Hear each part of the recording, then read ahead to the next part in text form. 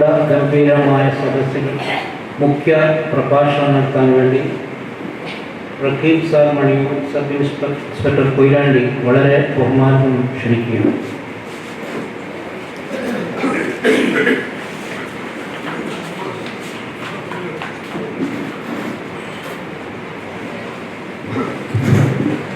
വേദിയുടെ ശാസ്ത്രമുള്ള പ്രിയപ്പെട്ടവരെ, ലളിതമായ ഒരു സംസാരത്തിൻ്റെ സമയമല്ല, പ്രവർത്തിക്കേണ്ട കാലമാണിത്. കാരണം നമ്മളിപ്പോൾ ചർച്ച ചെയ്യപ്പെടുന്നത് പറഞ്ഞാൽ എല്ലാ സ്ഥലങ്ങളിലും വ്യാപകമായിക്കൊണ്ടിരിക്കുന്ന ധാർമ്മിക പ്രവർത്തനങ്ങൾക്ക് പ്രധാനമായ കാരണമാകുന്ന ലഹരി എന്ന് പറയുന്ന സാധനത്തെ പറ്റിയാണ്. ഇത് അറിയാത്ത ആളുകളൊന്നുമല്ല നമ്മൾ കൃത്യമായ രീതിയിൽ അതിൻ്റെ ദൂഷ്യഫലങ്ങളും അതിൻ്റെ പ്രയാസങ്ങളും ഒക്കെ മനസ്സിലാക്കിയവരാണ്. പക്ഷെ പലപ്പോഴും നമ്മൾ പറയും അത് എൻ്റെ വീട്ടിലല്ലേ, അപ്പുറത്തെ വീട്ടിലല്ലേ, എൻ്റെ അടുത്ത നാട്ടിലല്ലേ എന്ന് കരുതി നമ്മളിങ്ങനെ മൗനം പാലിച്ച് അല്ലെങ്കിൽ അതിനോട് നിഷ്ക്രിയമായി പ്രവർത്തിക്കുന്ന ഒരവസ്ഥയിലേക്ക് എത്തിയിട്ടുണ്ട്. ഇതൊക്കെ വളരെ മുമ്പേ തന്നെ എന്ന് പറഞ്ഞാൽ ഒരു ഭരണ സംവിധാനം എന്ന രീതിയിൽ ഇതിനെതിരെ വളരെ ശക്തമായ രീതിയിൽ ഒരുപാട് പ്രവർത്തനങ്ങൾ പല കാലങ്ങളിലായി പല സ്ഥലങ്ങളിലും നടക്കുന്നുണ്ട്. ഒരു നാട്ടിൽ സ്കൂളുകൾ വേണം, ആശുപത്രികൾ വേണം, പള്ളികൾ വേണം, ആരാധനാലയങ്ങൾ ഒക്കെ വേണം, എല്ലാം ആയിരം കൂട്ടുക. നമ്മളിപ്പോൾ അങ്ങനെയുള്ള ഒരു സങ്കല്പ ലോകത്തെത്തുക. ഓഡിറ്റിൽ എന്ന് പറയുന്ന പ്രദേശത്ത് ഈ സാധനങ്ങളൊക്കെ ഉണ്ടായി കഴിഞ്ഞാൽ അടിസ്ഥാനപരമായി ബേസിക്കായി എന്താണ് ആവശ്യം, എന്തായിരിക്കും ആവശ്യം? ഞാനിങ്ങനെ ആലോചിച്ചു. ഇതൊക്കെ ഫങ്ഷൻ ചെയ്യപ്പെടണം എന്ന് പറഞ്ഞാൽ ഇതൊക്കെ പ്രവർത്തിക്കണം, ഇതൊക്കെ പ്രവർത്തിച്ചു പോകണം. ആശുപത്രി പ്രവർത്തിക്കണം, സ്കൂൾ പ്രവർത്തിക്കണം, ആരാധനാലയങ്ങൾ എന്താകണം, അവിടെ ആളുകൾക്ക് വന്നു പോകാനുള്ള സൗകര്യങ്ങൾ ഉണ്ടാകണം. അപ്പൊ ഇതിനൊക്കെ എന്ത് വേണമെന്ന് ചോദിച്ചാൽ സമാധാനം എന്ന് പറയുന്ന ഒരു സാധനം വേണം. വീട് വലിയ കൊട്ടാരമാക്കിയെടുത്തു. 6 ബെഡ്റൂം ഉണ്ട്, മുകളിലും താഴെയുമുണ്ട്, അടുക്കളയുണ്ട്, സ്വിമ്മിംഗ് പൂളുണ്ട്, വാഹനമുണ്ട്, ഒക്കെ ശരിയാണ്. പക്ഷെ ആ വീട്ടിൽ സമാധാനം എന്ന് പറയുന്ന ഒരു സാധനം ഉണ്ടാകുന്നില്ലെങ്കിൽ പിന്നെ വീട് എന്ന് നമ്മൾ പറയും. ഓരോ വാക്കിലും ഇപ്പൊ വീടെന്ന് പറയുമ്പോൾ അതിനൊരു ഇന്നർ മീനിങ് ഉണ്ട്, അതിൻ്റെ ഒരു ഉള്ളർത്ഥമുണ്ട്. വീടെന്ന് പറയാനാണ്. ഇപ്പൊ അറബി നമ്മുടെ വീടിന് എന്താ പറയാന്ന് വെച്ചാൽ ബൈത്തെന്ന് പറയും. വേറെ എന്തെങ്കിലും എന്നെക്കാൾ ഇതിനെ പറ്റി അറിയുന്ന ആളുകളല്ലേ. മസ്കൻ എന്ന അറബിയിലങ്ങനെ പറയുന്നു. മസ്കൻ എന്ന് പറയുന്നത് എന്താണ്? അതിന്റെ ബേസ് എന്ന് പറഞ്ഞാൽ അതിന്റെ അസിൽ എവിടുന്നാണെന്ന് വെച്ചാൽ സുക്കൂൻ നമ്മൾ വട്ടപ്പൂയ്ക്കും. എന്താണ് അത് അർത്ഥമാക്കുന്നത്? സമാധാനമുള്ള ഒരു സ്ഥലം എന്നുള്ളതാണ്. ഇപ്പൊ വീട്ടിൽ സമാധാനം ഉണ്ടാകുമ്പോൾ ആ വീട്ടിൽ താമസിക്കുന്ന മനുഷ്യരാണ് ഈ പറഞ്ഞ സ്ഥലങ്ങളിലൊക്കെ ഇടപെടുന്നത്. സ്കൂളിലായാലും മദ്രസയിലായാലും ആരാധനാലയത്തിലായാലും ഒക്കെ ടൗണിലും കച്ചവട സ്ഥാനത്തിലൊക്കെ അവരാണ്. എന്ന് പറഞ്ഞാൽ ഒരു 100 വീടുള്ള ഒരു സ്ഥലമുണ്ട്. ആ വീട് എല്ലാ വീട്ടിലും വളരെ കാമൻ ക്വയറ്റായ സമാധാനപൂർണ്ണമായ ഒരു അന്തരീക്ഷമാണുള്ളത്. അത് കൂട്ടുക. അവിടെയുള്ള ആളുകൾ, അപ്പയും ഉമ്മയും മക്കളൊക്കെ എന്തൊരു ഹാപ്പി ആയിട്ടാണ് നടക്കുന്നത്. ഒരു പ്രശ്നങ്ങളില്ല. ഇനി എന്തെങ്കിലും ചെറിയ ഇഷ്യൂസ് ഉണ്ടെങ്കിൽ അവരങ്ങോട്ടും ഇങ്ങോട്ടും പറഞ്ഞ് പരിഹരിച്ച് അതിനെ പരസ്പരം ഉൾക്കൊണ്ടുകൊണ്ട് തുറന്നു പറഞ്ഞുകൊണ്ട് ആ വിഷയത്തെ അവരെന്ത് ചെയ്യുന്നു, പരിഹാരത്തിന്റെ മാർഗങ്ങൾ കാണുന്നു. ആ ആളുകൾ തന്നെയാണ് കുറച്ച് കഴിയുമ്പോൾ നേരെ അതിൽ മുതിർന്ന കുട്ടികൾ കോളേജിലേക്കും തൊട്ട് താഴെയുള്ള കുട്ടികൾ സ്കൂളിലേക്കും അതിൽ സ്കൂളും കോളേജിലൊക്കെ പഠനം കഴിഞ്ഞ ആളുകൾ അങ്ങാടിയിലേക്കും അവിടുത്തെ ആരാധനാലയങ്ങളൊക്കെ പോകുന്ന അവരില്ല. അപ്പൊ ഇവര് എത്തുന്ന സ്ഥലങ്ങളിലൊക്കെ എന്താണ്? സമാധാനം ഉണ്ടാവുക. അപ്പൊ ഇതെന്തായി? ആ പ്രദേശത്തിലെ എല്ലാ സ്ഥാപനങ്ങളും എല്ലാ ഏരിയകളും എന്താണ്? ഒരു സമാധാനപൂർണമായ അന്തരീക്ഷത്തിൽ വളരെ ഉഷാറായി പ്രവർത്തിച്ചുകൊണ്ടിരിക്കുന്നു. ആ പ്രദേശത്തിൽ ആർക്കും എങ്ങനെയും വരാം, ആർക്കും ഏത് സമയത്തും വരാം. ആ പ്രദേശത്ത് ചെറിയ കുട്ടികൾ സുരക്ഷിതമായി സ്കൂളിലേക്കും മദ്രസയിലേക്കും പോകാം. ആ പ്രദേശത്തെ പെൺകുട്ടികൾക്ക് ഒരു 10 മണിയായി കഴിഞ്ഞാലും എവിടെയെങ്കിലും പോയി തിരിച്ചു വരാൻ വല്ല കാരണവശാലും വൈകിയാൽ ഭയം കൂടാതെ അവരുടെ വീട്ടിലേക്ക് എത്താൻ കഴിയും. അങ്ങനെ ഒരു നാട് ഏവരുടെയും ഒരു സ്വപ്നമാണ് സത്യത്തിലില്ല. ഇങ്ങനെയാണ് എന്ത് ഉഷാറായി ആരെയും ഉണ്ടാകണ്ടേ പരസ്പര വിശ്വാസത്തോടുകൂടി ബഹുമാനത്തോടുകൂടി അംഗീകരിക്കുന്ന ഈ സമാധാനമായ അന്തരീക്ഷത്തെ കുലുക്കിക്കളയുന്ന, തകർത്ത് കളയുന്ന ഒരു സാധനമാണ് ലഹരി എന്നുള്ളത്. ഒരു തർക്കവുമില്ലാതെ 10-26 കൊല്ലത്തെ പോലീസ് ജീവിതത്തിന്റെ ബാക്കി പത്രമായി ഞങ്ങളൊക്കെ അറിയുന്ന മനസ്സിലാക്കുന്ന കാര്യങ്ങൾ. ഞാൻ ഇപ്പം ഡ്യൂട്ടിക്ക് പോവാ. ശരിക്കും ഞാൻ പറഞ്ഞത് 6 മണിക്ക് കൂട്ടിക്കേണ്ടായിരുന്നു. ഈ പ്രോഗ്രാം ഉള്ളതുകൊണ്ട് കുറച്ച് കഴിഞ്ഞിട്ട് എടുത്തു. ഞാൻ സ്റ്റേഷനിൽ ഞാൻ പെർമിഷൻ എടുത്തു. സാറിനോട് ഇങ്ങനെ ഒരു പ്രോഗ്രാം നടക്കുന്നത് കോസ്റ്റൽ പോലീസിന്റെയും നമ്മളെയും സംയുക്തമായിട്ട് അവിടെയുള്ള കുറെ ആളുകൾ ഒരുമിച്ച് കൂടിയിരിക്കുന്നു.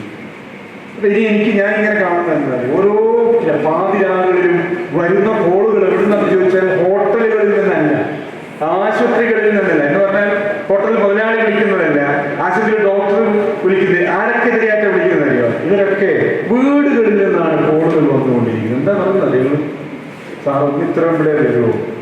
നമ്മൾ എന്താ പ്രശ്നം? അത് കണ്ണു കുടിച്ചൊരു ശരണവുമില്ല. ജ്യേഷ്ഠൻ അനിയനെ തല്ലുന്നു, അനുജൻ ജ്യേഷ്ഠനെ തല്ലുന്നു, അച്ഛൻ മകനെ തല്ലുന്നു, മകൻ അച്ഛനെ തല്ലുന്നു, വാപ്പ ഉമ്മയെ തല്ലുന്നു, ഉമ്മ തൊള്ളയിടുന്നു. അത് കണ്ടിട്ട് മകൻ എന്ത് ചെയ്യുന്നു? ആപ്പനെ കൊണ്ടുപോകുന്നു. ഹോട്ടലിന്റെ മുന്നിൽ വലിയ കച്ചറ, ഭയങ്കര പ്രശ്നം. അപ്പൊ അങ്ങനെ പറഞ്ഞു വരുന്ന സമയത്ത് ഈ പറഞ്ഞ പോലീസ് സ്റ്റേഷനുകളിൽ നിരന്തരമായി രാവും പകലും ഒക്കെ ഫോൺ കോളുകൾ വന്നുകൊണ്ടിരിക്കുകയാണ്. അപ്പൊ ഇതിന്റെ ഒക്കെ പിന്നിൽ ആരാണെന്ന് ചോദിച്ചാൽ ഒരേ ഒരു കക്ഷിയുള്ളൂ. തിന്മയുടെ താക്കോൽ എവിടെയാണെന്ന് ചോദിച്ചാൽ അത് ലഹരിയുടെ തുമ്പത്താണെന്ന് പറഞ്ഞു പഠിപ്പിച്ച ആളുകളുടെ പിന്മുറക്കാർ വരെ ഇതിന് മുൻപന്തിയിലുള്ളൊരു സത്യമാണ്, ഒരു യാഥാർത്ഥ്യമാണ്. കഴിഞ്ഞ ദിവസം ഒരു 12 മണിയായിട്ടില്ല, 12 ഉച്ച സമയത്തോ ഒരു കോള് വരികയാണ് സ്റ്റേഷനിലേക്ക്. ബസ് സ്റ്റാൻഡിൽ പൊരിഞ്ഞടി നടക്കുക. ബസ് സ്റ്റാൻഡിൽ പൊരിഞ്ഞടി നടക്കുകയാണ്. അവിടെ ചെന്ന് നോക്കുന്ന സമയത്ത് എന്താ പറഞ്ഞാൽ ഒരാളെ മറ്റൊരാൾ കഴിച്ച് ബാക്കിയായ കുപ്പിയുടെ പൊട്ടിച്ച കുപ്പി കൊണ്ട് വയറ്റിലേക്ക് കുത്തു. വെറുമില്ല, വയറ്റിലേക്ക് ഒരു കുട്ടി കൊടുത്തു. ഒന്നിച്ച് സാധനം വാങ്ങാൻ വേണ്ടി വീടുകളിലേക്ക് വരിക, എന്നിട്ട് ഒന്നിച്ച് എന്ത് ചെയ്യാൻ? അപ്പോൾ സാധനം വാങ്ങുക, അവർക്ക് പറഞ്ഞ് തെറ്റുക. തെറ്റിയതിന് ശേഷം എന്ത് ചെയ്യാൻ? വാങ്ങിച്ച് വെച്ച കുട്ടി പൊട്ടിച്ചെടുത്ത് എന്ത് ചെയ്യാൻ? അവനെ കുത്ത്, അവൻ ആശുപത്രി കിടക്കുക. അതിന്റെ തൊട്ട് മുമ്പിലത്തെ ദിവസം ഇതേപോലെ അങ്ങോട്ടും ഇങ്ങോട്ടും കുറെ കാലം കൂറ് കച്ചവടം നടത്തി ഒന്നിച്ച് ഉപയോഗിച്ച് ഒക്കെ ചെയ്ത് എന്തോ കാരണത്താൽ തെറ്റിപ്പിരിഞ്ഞു. ആ തെറ്റിപ്പിരിഞ്ഞതിന്റെ ദേഷ്യം തീർക്കുന്നതിന് വേണ്ടി എന്ത് ചെയ്യാണ്? ഇവന്റെ ബൈക്കിന്റെ മുകളിൽ മറ്റവൻ നമ്മളെ പൊടി കൊണ്ടാച്ചിട്ട് എന്ത് ചെയ്യാം? അവിടെ വെച്ചു കൊടുക്കുക, ബാഗിൽ വെച്ചു കൊടുക്കും. ഇവരിത് കാണുന്നുണ്ട്, എന്നെ പുതുക്കാൻ വേണ്ടിയാണല്ലോ ഈ ചെയ്തത്. അപ്പൊ ഇവനോട് ചോദിക്കുന്നത്, നീ എന്തിനാ എന്റെ വണ്ടിയിൽ ആ സാധനം വെച്ച്? അപ്പൊ അവര് പറഞ്ഞ് അങ്ങോട്ടും ഇങ്ങോട്ടും എത്തുന്നു. തൽക്കാലം അവിടുന്ന് പിരിയുന്നു. ഇവൻ അവന്റെ ബൈക്കും മറ്റവന്റെ ബൈക്കും പോകുന്നു. ഇവനെന്താ പിന്നെ ചെയ്യുന്നതിനാൽ പട്ടികയുടെ മുകളിൽ ആണി അടിച്ചിട്ട് മറ്റവന്റെ കേന്ദ്രത്തിലേക്ക് പോവാ, താമസിക്കുന്ന സ്ഥലത്തേക്ക്. എന്നിട്ട് ഇവനും ഇവന്റെ 2 ചങ്ങാതിമാരും അവിടെ ചെന്ന് നോക്കുമ്പോൾ ഇവന്റെ വീട്ടിൽ വാതിലിക്കാൻ കുട്ടി, ഇവനൊരു കൊട്ടേഷൻ താമസിക്കും. വാതിൽ കുട്ടി തുറന്നു നോക്കുന്ന മറ്റൊരു വടിയും പിടിച്ച് ആണി അടിച്ച പട്ടികമായി നിൽക്കുന്നു. ഇതിനെ അവരുടെ ആക്രമിക്കാൻ വരിക. മറ്റൊരെന്ത് ചെയ്യുന്നറിയാം? മറ്റൊരു വീട്ടിലുള്ളത് അവനൊരു പൈപ്പിന്റെ കട്ടെടുത്ത് വരുന്ന വാതിൽ തുറന്നിങ്ങനെ നിർത്തിയ സമയത്ത് ഇവന്റെ കയ്യിൽ വടി കണ്ടപ്പോ ഒരൊറ്റ അടി കൊടുത്തു തലക്ക്. 12 കുഞ്ഞ് ആൾക്കാർ ആരെങ്കിലും ഓടിക്കൂട്ടിയെടുത്ത് ആശുപത്രി കൊണ്ടുപോയി. ഇതിപ്പോ ഇന്നലെ കഴിഞ്ഞാൽ നമ്മൾ ശേഷം നടന്ന സംഭവങ്ങളാണ്. ഇതെന്ന് തന്നെ ഒരു സ്വാഭാവികമായ മനുഷ്യന്റെ ജീവിതത്തിൽ വരുന്ന വൈകാരിക പ്രകടനം എന്നല്ല. അതാണ് നമ്മൾ മനസ്സിലാക്കുന്നത്. ഞാനും നിങ്ങളും തമ്മിൽ എന്തെങ്കിലും ഇഷ്യൂ ഉണ്ടായി, ഇപ്പൊ പറഞ്ഞ് ചിലപ്പോൾ എന്തെങ്കിലും അടി ഉണ്ടാവില്ല, മാക്സിമം അങ്ങോട്ട്. ഇതല്ല, അവർക്ക് തന്നെ അറിയില്ല അവരെന്തുകൊണ്ടാണ് ചെയ്യുന്നതെന്ന്. അവർക്ക് തന്നെ അറിയില്ല എന്താണ് അവർ പ്രവർത്തിക്കുന്നതെന്ന്. വലിയ മുറിവുണ്ടാകുന്നു, വലിയ തരത്തിൽ പരിക്കുണ്ടാകുന്നു, കേസ് ഉണ്ടാകുന്നു, കുടുംബാനുണ്ടാകുന്നു. അപ്പൊ ഇവരൊക്കെ വിളിച്ച് സ്റ്റേഷനിൽ പിടിച്ച് അറസ്റ്റ് ചെയ്ത് കൊണ്ടുവന്ന് ചോദിക്കുന്ന സമയത്ത് പറയുന്ന അറിയാം, അന്നേരം എനിക്കൊന്നും ബോധമില്ലായിരുന്നു. എന്താണ് മനുഷ്യന്റെ നിയന്ത്രണങ്ങൾ നഷ്ടപ്പെട്ടു പോകുന്ന തരത്തിൽ സമാധാനത്തിന്റെ അന്തരീക്ഷം വീടുകളിൽ നിന്നും നാടുകളിൽ നിന്നും പതിയെ അകന്നു പോവുകയാണ്. രാത്രി 12 മണിക്ക് നിങ്ങളൊക്കെ പട്ടണത്തിലേക്ക് ഇറങ്ങണം. എന്തിനാണെന്നറിയാം? വെറുതെ അല്ല, കാഴ്ച കാണാൻ. എന്തിന്റെ കാഴ്ച അറിയാം? എന്റെയും നിങ്ങളുടെയും വീടുകളിൽ 18, 19, 20, 25, 18 വയസ്സിന് താഴെയുള്ള കൊച്ചുമക്കൾ മോട്ടോർ ബൈക്കും കാറും എടുത്ത് ഇറങ്ങുന്നുണ്ട്. അങ്ങോട്ടൊക്കെ വെച്ചാൽ എന്താ പറയാ? സർ ചായ കുടിക്കാൻ പോവുക. എന്ത് ചായ? ഇപ്പൊ വീട്ടിൽ ഞങ്ങൾ ചോദിക്കും രാത്രി 1 മണി 2 മണിക്ക്. നമ്മളൊക്കെ ഉറങ്ങാൻ ആഗ്രഹിക്കുന്ന മനുഷ്യരാണ്. പക്ഷേ പല ഘട്ടത്തിലും പല വീടുകളിലും കുട്ടികൾ ഉറക്കമില്ലാതാകുന്നത് തന്നെ മനുഷ്യന്റെ ഒരു ജൈവിക അവസ്ഥ എന്നല്ല. രാത്രി വിശ്രമത്തിനുള്ളതാണ്. പകൽ അധ്വാനിക്കാനുള്ളതാണ്. ഫോട്ടോ സംശ്ലേഷണം നടക്കുന്നത്, സസ്യങ്ങൾ അതിന്റെ കായും പൂവും ഉണ്ടാക്കുന്നത് എപ്പോഴാന്ന് വെച്ചാൽ പകലല്ല, രാത്രിയാണ്. മനുഷ്യൻ അവന്റെ അധ്വാനം കഴിഞ്ഞ് വിശ്രമിക്കുന്ന സമയം എപ്പോഴാന്ന് വെച്ചാൽ രാത്രി കാലങ്ങളാണ്. രാത്രി അവന്റെ ഹോർമോണുകൾ അവന്റെ ശരീരത്തിൽ ഒരുപാട് മാറ്റങ്ങൾ ഉണ്ടാക്കുന്നുണ്ട്. രാത്രി ഉറങ്ങിയേ മതിയാവും. ഒരു ഡീപ് സ്ലീപ്പ്, ആഴത്തിലുള്ള ഉറക്കം. 2 ദിവസം നമ്മൾ തുടർച്ചയായിട്ട് ഉറക്കൊഴി നമ്മളുടെ ഫങ്ഷൻ തന്നെ തെറ്റിപ്പോകും. അങ്ങനെ ഉണ്ടാവില്ല.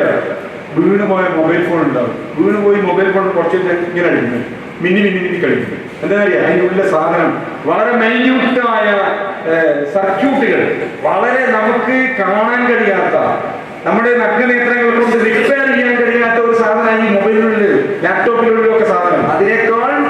അതിനേക്കാൾ നേർത്തതായ കുറെ സാധനം ഈ തലച്ചോറിനുള്ളിലും ഈ ഹൃദയത്തിന്റെ ഉള്ളിലൊക്കെ ഉണ്ട്. ഇതിനൊക്കെ ഒരു വിശ്രമമാകാൻ വേണ്ടിയിട്ട് രാത്രി സംവിധാനിച്ചിരിക്കുന്നത്. ആ രാത്രിയെ പകലാക്കി മാറ്റുക. ആ പകലാക്കുന്നതോടുകൂടി എന്താവും, പകലിനെ രാത്രിയാക്കി മാറ്റുക എന്ന് പറഞ്ഞാൽ രാത്രി നടക്കേണ്ട സാധനം പകലിൽ നടക്കേണ്ട സാധനം രാത്രിയും ആഘോഷിച്ചിട്ട് കുട്ടികൾ എന്ത് ചെയ്യാണ്, അവർക്കില്ലാത്ത ഫ്രസ്ട്രേഷൻസ്, അവർക്കില്ലാത്ത വേദനകൾ ഇങ്ങനെ ഉണ്ടാക്കിയെടുക്കുക. അങ്ങനെ ഉണ്ടാക്കിയെടുക്കുമ്പോൾ അതിൽ നിന്നൊക്കെ റിലാക്സിന് വേണ്ടി ഇത്തരത്തിലുള്ള ചെറിയ ഉപയോഗങ്ങൾ തുടങ്ങുകയും പിന്നീട് വലിയ ഉപയോഗങ്ങളിലേക്ക് എത്തിച്ചേരുകയും ചെയ്യുന്ന ഒരവസ്ഥയാണ് നമുക്ക് അധിക സ്ഥലങ്ങളിലും കാണാൻ കഴിയുന്നത്. അധിക കേന്ദ്രങ്ങൾ നമ്മളൊക്കെ ഒരു പരിധി വിട്ടാൽ, നിങ്ങളൊക്കെ ഒരു പരിധി വിട്ടാൽ 10 വാഹനം അങ്ങനെ കിടന്നോക്കൂലേ. ഞാൻ ഇന്ന് പോയി കഴിഞ്ഞാൽ ഇപ്പോൾ എനിക്കറിയാം, ഞാൻ ചിലപ്പോൾ ഇഷ്യൂസ് ഒന്നും ഇല്ലെങ്കിൽ ഒരു 4-5 മണി വരെ റോഡിൽ കൂടി ഇങ്ങനെ കറങ്ങിയിരിക്കും. എവിടെയെങ്കിലും ഏതൊക്കെ വഴികളിലൊക്കെ സഞ്ചരിക്കണം. അപ്പൊ ഇവിടെ ഒക്കെ കാണുന്ന ഒരു കാഴ്ചയാണിത്. ശരിക്കും പറഞ്ഞു കഴിഞ്ഞാൽ നമ്മളൊരു ഉദാഹരണം വരിക, ഈ ചില ജീവികൾ എന്ന് പറഞ്ഞാൽ നമ്മൾ കോഴിക്കോട് മെഡിക്കൽ കോളേജിൽ കാഷ്വാലിറ്റിയിൽ ഒന്ന് പോയി നോക്കിയാൽ നമുക്ക് കാണാം. നമ്മൾ അവിടെ ഒരു നേരം വെളുക്കുമ്പോൾ ഉണ്ടെങ്കിൽ, ഇപ്പൊ പോലത്തെ ആളുകളൊക്കെ ഈ എന്തെങ്കിലും ആക്സിഡന്റ് ആയാൽ അവിടെ പോയി നിൽക്കും. നിങ്ങൾ അവിടുത്തെ കാക്ക എത്ര മണിക്കാ കഴിയാമെന്ന് പറഞ്ഞിരുന്നു. നിങ്ങൾ നിരീക്ഷിച്ചിട്ടുണ്ടെങ്കിൽ അവിടുത്തെ കാക്ക എന്ന് പറയുന്നത്, അവിടുത്തെ ജീവി എന്താ, പക്ഷിയും കാക്കകളും ഒക്കെ ഒരു 2-3 മണിയാകുമ്പോൾ കരയാൻ തുടങ്ങും. കറക്റ്റല്ലേ? നമ്മളൊരു കാര്യം, നിങ്ങൾ ഇതൊന്നും അല്ലാത്ത ഒരു പ്രദേശത്ത്, വളരെ കാമായ ഒരു പ്രദേശത്ത് നിങ്ങൾ പോയിട്ട് താമസിക്കും. എന്ന് പറഞ്ഞാൽ വെളിച്ചമൊന്നുമില്ല, അത്യാവശ്യം വെളിച്ചമുള്ള ഒരു സ്ഥലത്ത് പോയി താമസിച്ചാൽ അവിടുത്തെ കുരുവികളും പക്ഷികളും ഒക്കെ ഉണരും. എപ്പോഴാണ് അറിയാതെ? നേരം വെളുക്കാൻ നേരത്താണ്. എന്താ വ്യത്യാസം വരില്ല, അതിന്റെ ഉറക്കങ്ങൾ നഷ്ടപ്പെട്ടു പോയിരിക്കുന്നു. കാരണം വെളിച്ചം. അപ്പൊ നമ്മൾ വിചാരിക്കല്ലേ, ഇവിടെ ഹൈമാസ് ലൈറ്റ് വന്നു, ഒട്ടാകെ ലൈറ്റ് വന്നു. ഇപ്പൊ പുതിയ നിർദ്ദേശം വരുന്നത് അറിയാം. ലൈറ്റ് ഉണ്ടായിക്കോട്ടെ, പക്ഷെ ആ ലൈറ്റ് മുകളിലോട്ട് സ്പ്രെഡ് ചെയ്യുന്ന തരത്തിലേക്കാകരുത്. എന്ന് പറയാൻ ഷവർ ലൈറ്റുകളായിരിക്കണം. ഇല്ലെങ്കിൽ അതല്ല, പ്രാണികൾ, ചെറിയ സൂക്ഷ്മജീവികൾ, പക്ഷികൾ, പറവകൾ, അവരുടെയൊക്കെ ജൈവിക അവസ്ഥയ്ക്ക് വലിയ തകരാറുകൾ സംഭവിക്കുന്നു. ആ തകരാറുകൾ സംഭവിക്കുന്നതിന് ഉദാഹരണമാണ് ഞാൻ നിങ്ങൾ പറഞ്ഞത്. ഒരു വലിയ വെളിച്ചമുള്ള ഒരു സ്ഥലത്ത് പോയിട്ട് 24 മണിക്കൂറും സജീവമായി നിൽക്കുന്ന ഒരു പ്രദേശത്ത്, ആ പ്രദേശത്തെ പക്ഷികളും മറ്റ് ജീവികളും ഒക്കെ ഉറക്കം നഷ്ടപ്പെട്ട് ഇങ്ങനെ പരാന്തെടുത്ത് നടക്കുന്ന നമുക്ക് കാണാൻ കഴിയും.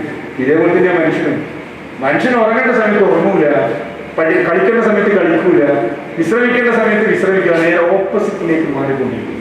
ഈ ഓപ്പോസിറ്റിലേക്ക് മാറുന്ന ഇപ്പോൾ പുതിയൊരു കൾച്ചറുകൾ നടന്നില്ല. ചായ കുടിക്കാൻ പോവുക. ഞങ്ങൾ ചോദിക്കും, ഈ രാത്രി 2 മണിക്കൊക്കെ കുട്ടികളെ കണ്ടു കഴിഞ്ഞാൽ, മോനെ ഇതൊക്കെ ചായ കുടിക്കാൻ മനസ്സിലായി, നമ്മൾ ഈ ഗ്യാസൊന്നും വീട്ടിലില്ലേ?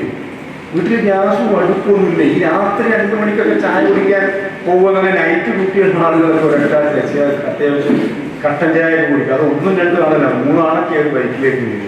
ഈ പാണ്ടി ലോറി എന്ന് പറഞ്ഞ സാധനത്തിന് എന്താ തന്നെ ഒരു നേരം ഞാൻ പറയുന്നത് കേൾക്കുക, ഈ ബസ്സിന്റെ മുകളിലല്ല, നമ്മുടെ ആക്സിഡന്റിന്റെ മുകളിൽ കട്ട എടുത്തിട്ട് ഇങ്ങനെ പോകുന്നതായിരിക്കും. അതിന്റെ ഇടയിൽ പോയിട്ട് ചില കുട്ടികളൊന്ന് കാപ്പ് വെച്ചു കൊടുത്തിട്ട് കുറച്ച് കഴിഞ്ഞാൽ ഇങ്ങനെ മലന്ന് കിടക്കുന്ന അവസ്ഥയുണ്ട്.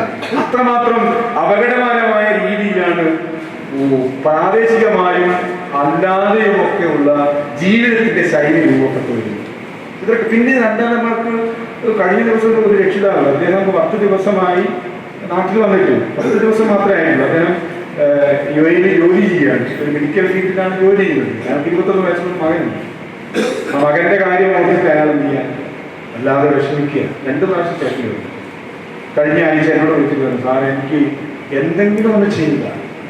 നമ്മൾ ചിന്ത ഈ പ്രശ്നം പ്രശ്നങ്ങൾ ഞാൻ ഇങ്ങനെ പറഞ്ഞു ശരിക്കും പറഞ്ഞാൽ ഒരു 40 മിനിറ്റോളം എന്നോട് ഫോണിൽ സംസാരിക്കുകയാണ്. 40 മിനിറ്റോളം.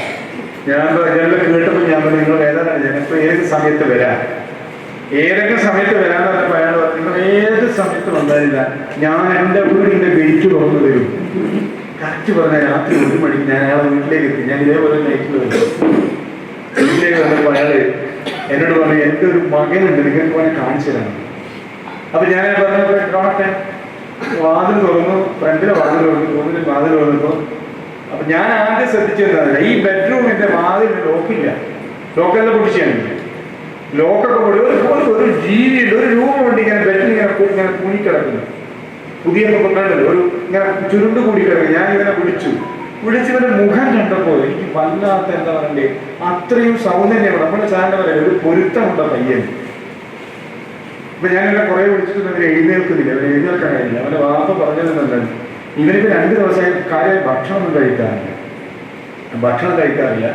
ഇവൻ പഠിക്കുന്നത് പുറത്താണ്, മറ്റൊരു സ്റ്റേറ്റിലാണ് പഠിക്കുന്നത്. ഞാൻ കേൾക്കുന്നു വന്ന് പറഞ്ഞപ്പോൾ വന്നതാണ്. പക്ഷെ ഇവന് കുറെ കാര്യങ്ങൾ എന്താണ്, ഇവന് കുറെ കാര്യങ്ങളൊക്കെ വേണമെന്നുണ്ട്. ആ വേണ്ട സാധനങ്ങളൊക്കെ ഞാൻ എന്ത് ചെയ്യുന്നില്ല, ഞാൻ അനുവദിച്ചു കൊടുക്കുന്നില്ല. അപ്പൊ അനുവദിച്ചു കൊടുക്കാത്തതിന്റെ പേരിൽ ഞാനും ഇവനും തമ്മിൽ എന്ത് പ്രശ്നമാണ്. ഇവിടെ വന്ന അന്ന് മുതൽ പ്രശ്നമാണ്. അതിന്റെ പേരിൽ ഞങ്ങൾ അങ്ങോട്ടും ഇങ്ങോട്ടും സംസാരമാകുമ്പോൾ അവനെ നിയന്ത്രിക്കാൻ കഴിയാത്തൊരവസ്ഥ വന്നപ്പോ അവനെന്തോ കസേരയെടുത്ത് അടിക്കുന്നു. ഡോറ് ലോക്ക് ചെയ്യണമെന്ന് കണ്ടപ്പോഴാണ് ഞാൻ എന്ത് ചെയ്തത്, ഇവന്റെ ലോക്ക് അയച്ചു കളഞ്ഞു. ഞാനിന്ന് അയച്ചത് അവന്റെ ഉമ്മയാണ് അയച്ചു കളഞ്ഞത്. ഇപ്പൊ അവനെ ഡോറ് ലോക്ക് ചെയ്യാൻ കഴിയില്ല. കുറച്ച് കഴിഞ്ഞ് ഞാൻ അയാൾക്ക് കുറെ കേട്ടപ്പോൾ ഞാൻ ഈ പയ്യനെ ഇങ്ങനെ എഴുന്നേൽപ്പിച്ചു. ഞാൻ അവനെ ഇരുത്തി സംസാരിച്ചപ്പോൾ കുറേ കാര്യങ്ങൾ പറഞ്ഞാൽ തീരാത്തതാണ്. അതിനുശേഷം ഞാൻ എന്നോട് പറഞ്ഞു, മോനെ നീ എന്തായാലും ഞാൻ ഫോൺ ചെയ്യുമ്പോൾ നീ വരണം. ഞാൻ ഫോൺ ചെയ്യുമ്പോൾ ഞാൻ വരാനുള്ള എഗ്രിമെന്റ് ആക്കി ഞങ്ങൾ പോയി. പിറ്റേന്ന് വൈകുന്നേരം 4 മണിയാകുമ്പോൾ അവൻ എന്നെ 7 പ്രാവശ്യം ഇങ്ങോട്ട് വിളിച്ചു. എന്താ പ്രശ്നം അറിയാം, വൈകുന്നേരം വീണ്ടും പ്രശ്നമായി. വൈകുന്നേരം പ്രശ്നം. എന്നെ കൂടാതെ വേറെ 2-3 ഓഫീസർമാർ അവന്റെ വീട്ടിൽ പോയി. ഇങ്ങനെ പറഞ്ഞിട്ട് 3-4 പ്രാവശ്യം അവരുമായി സംസാരിച്ചു. കഴിഞ്ഞ ദിവസം 2.5 മണിക്കൂർ അവരുമായി ഞാൻ സംസാരിച്ച സമയത്തൊക്കെ കിട്ടുന്ന റിസൾട്ടുകൾ നമ്മെ വല്ലാതെ അത്ഭുതപ്പെടുത്തുന്നത്. എന്താ പറയുക, കഴിഞ്ഞ ദിവസം ഒരു ആക്ടിവിസ്റ്റിനൊക്കെ പറയുന്ന ഒരാള് ഒരു ടി വി ചാനലിന് കൊടുത്ത ഇന്റർവ്യൂ, ഞാൻ 10 പുരുഷന്മാരുമായി എന്ത് ചെയ്തിട്ടുണ്ട്, 10 പുരുഷന്മാരുമായി ഞാൻ റിലേഷനിൽ ഉണ്ടായിട്ടുണ്ട് എന്ന് പറഞ്ഞാൽ നമ്മൾ വിചാരിക്കുന്ന ഏത് പറഞ്ഞ എടാപോട ബന്ധമല്ല, അതിനപ്പുറത്തേക്കുള്ള ബന്ധത്തിലായിട്ടുണ്ട് എന്ന് അഭിമാനത്തോടുകൂടി വിളിച്ചു പറയാ. ആലോചിക്കുക, ഒരു പെൺകുട്ടിയാണ് വിളിച്ചു പറയുന്നത്. അപ്പൊ ഈ പറഞ്ഞ സംഗതികളൊക്കെ പുതിയ രീതിയിലുള്ള ജീവിത സാഹചര്യങ്ങളും ജീവിത ശൈലികളുമാണ് ആളുകൾ കണ്ടെത്തുന്നത്. എന്തു വന്നാലും ആസ്വദിച്ചിരണം, പോലുള്ള ഒരു ജീവിതം എന്തായാലും നമുക്ക് ആസ്വദിക്കണമെന്നുള്ളതാണ്. ലഹരി എന്ന് പറയുന്നത് ഒരു തരത്തിൽ അല്ലെങ്കിൽ മറ്റൊരു തരത്തിൽ അതിന്റെ ഉപയോഗം പല തരത്തിലും കൊണ്ടുവരാണ്. ഇപ്പൊ പുകവലിക്കുന്ന ആളുകളുണ്ട് അല്ലെ, മറ്റു തരത്തിലുള്ള ഉപയോഗം ചെയ്യുന്ന ആളുകൾ, കഞ്ചാവ് ഉപയോഗിക്കുന്ന ആളുകൾ, അതിനേക്കാൾ പുതിയ സാധനം ഉപയോഗിക്കുന്ന ആളുകളുണ്ട്. പുകവലിയുടെ നമുക്ക് ഒരു ചായ വരെ ലഹരിയല്ലേ, കഫീൻ ലഹരിയല്ലേ.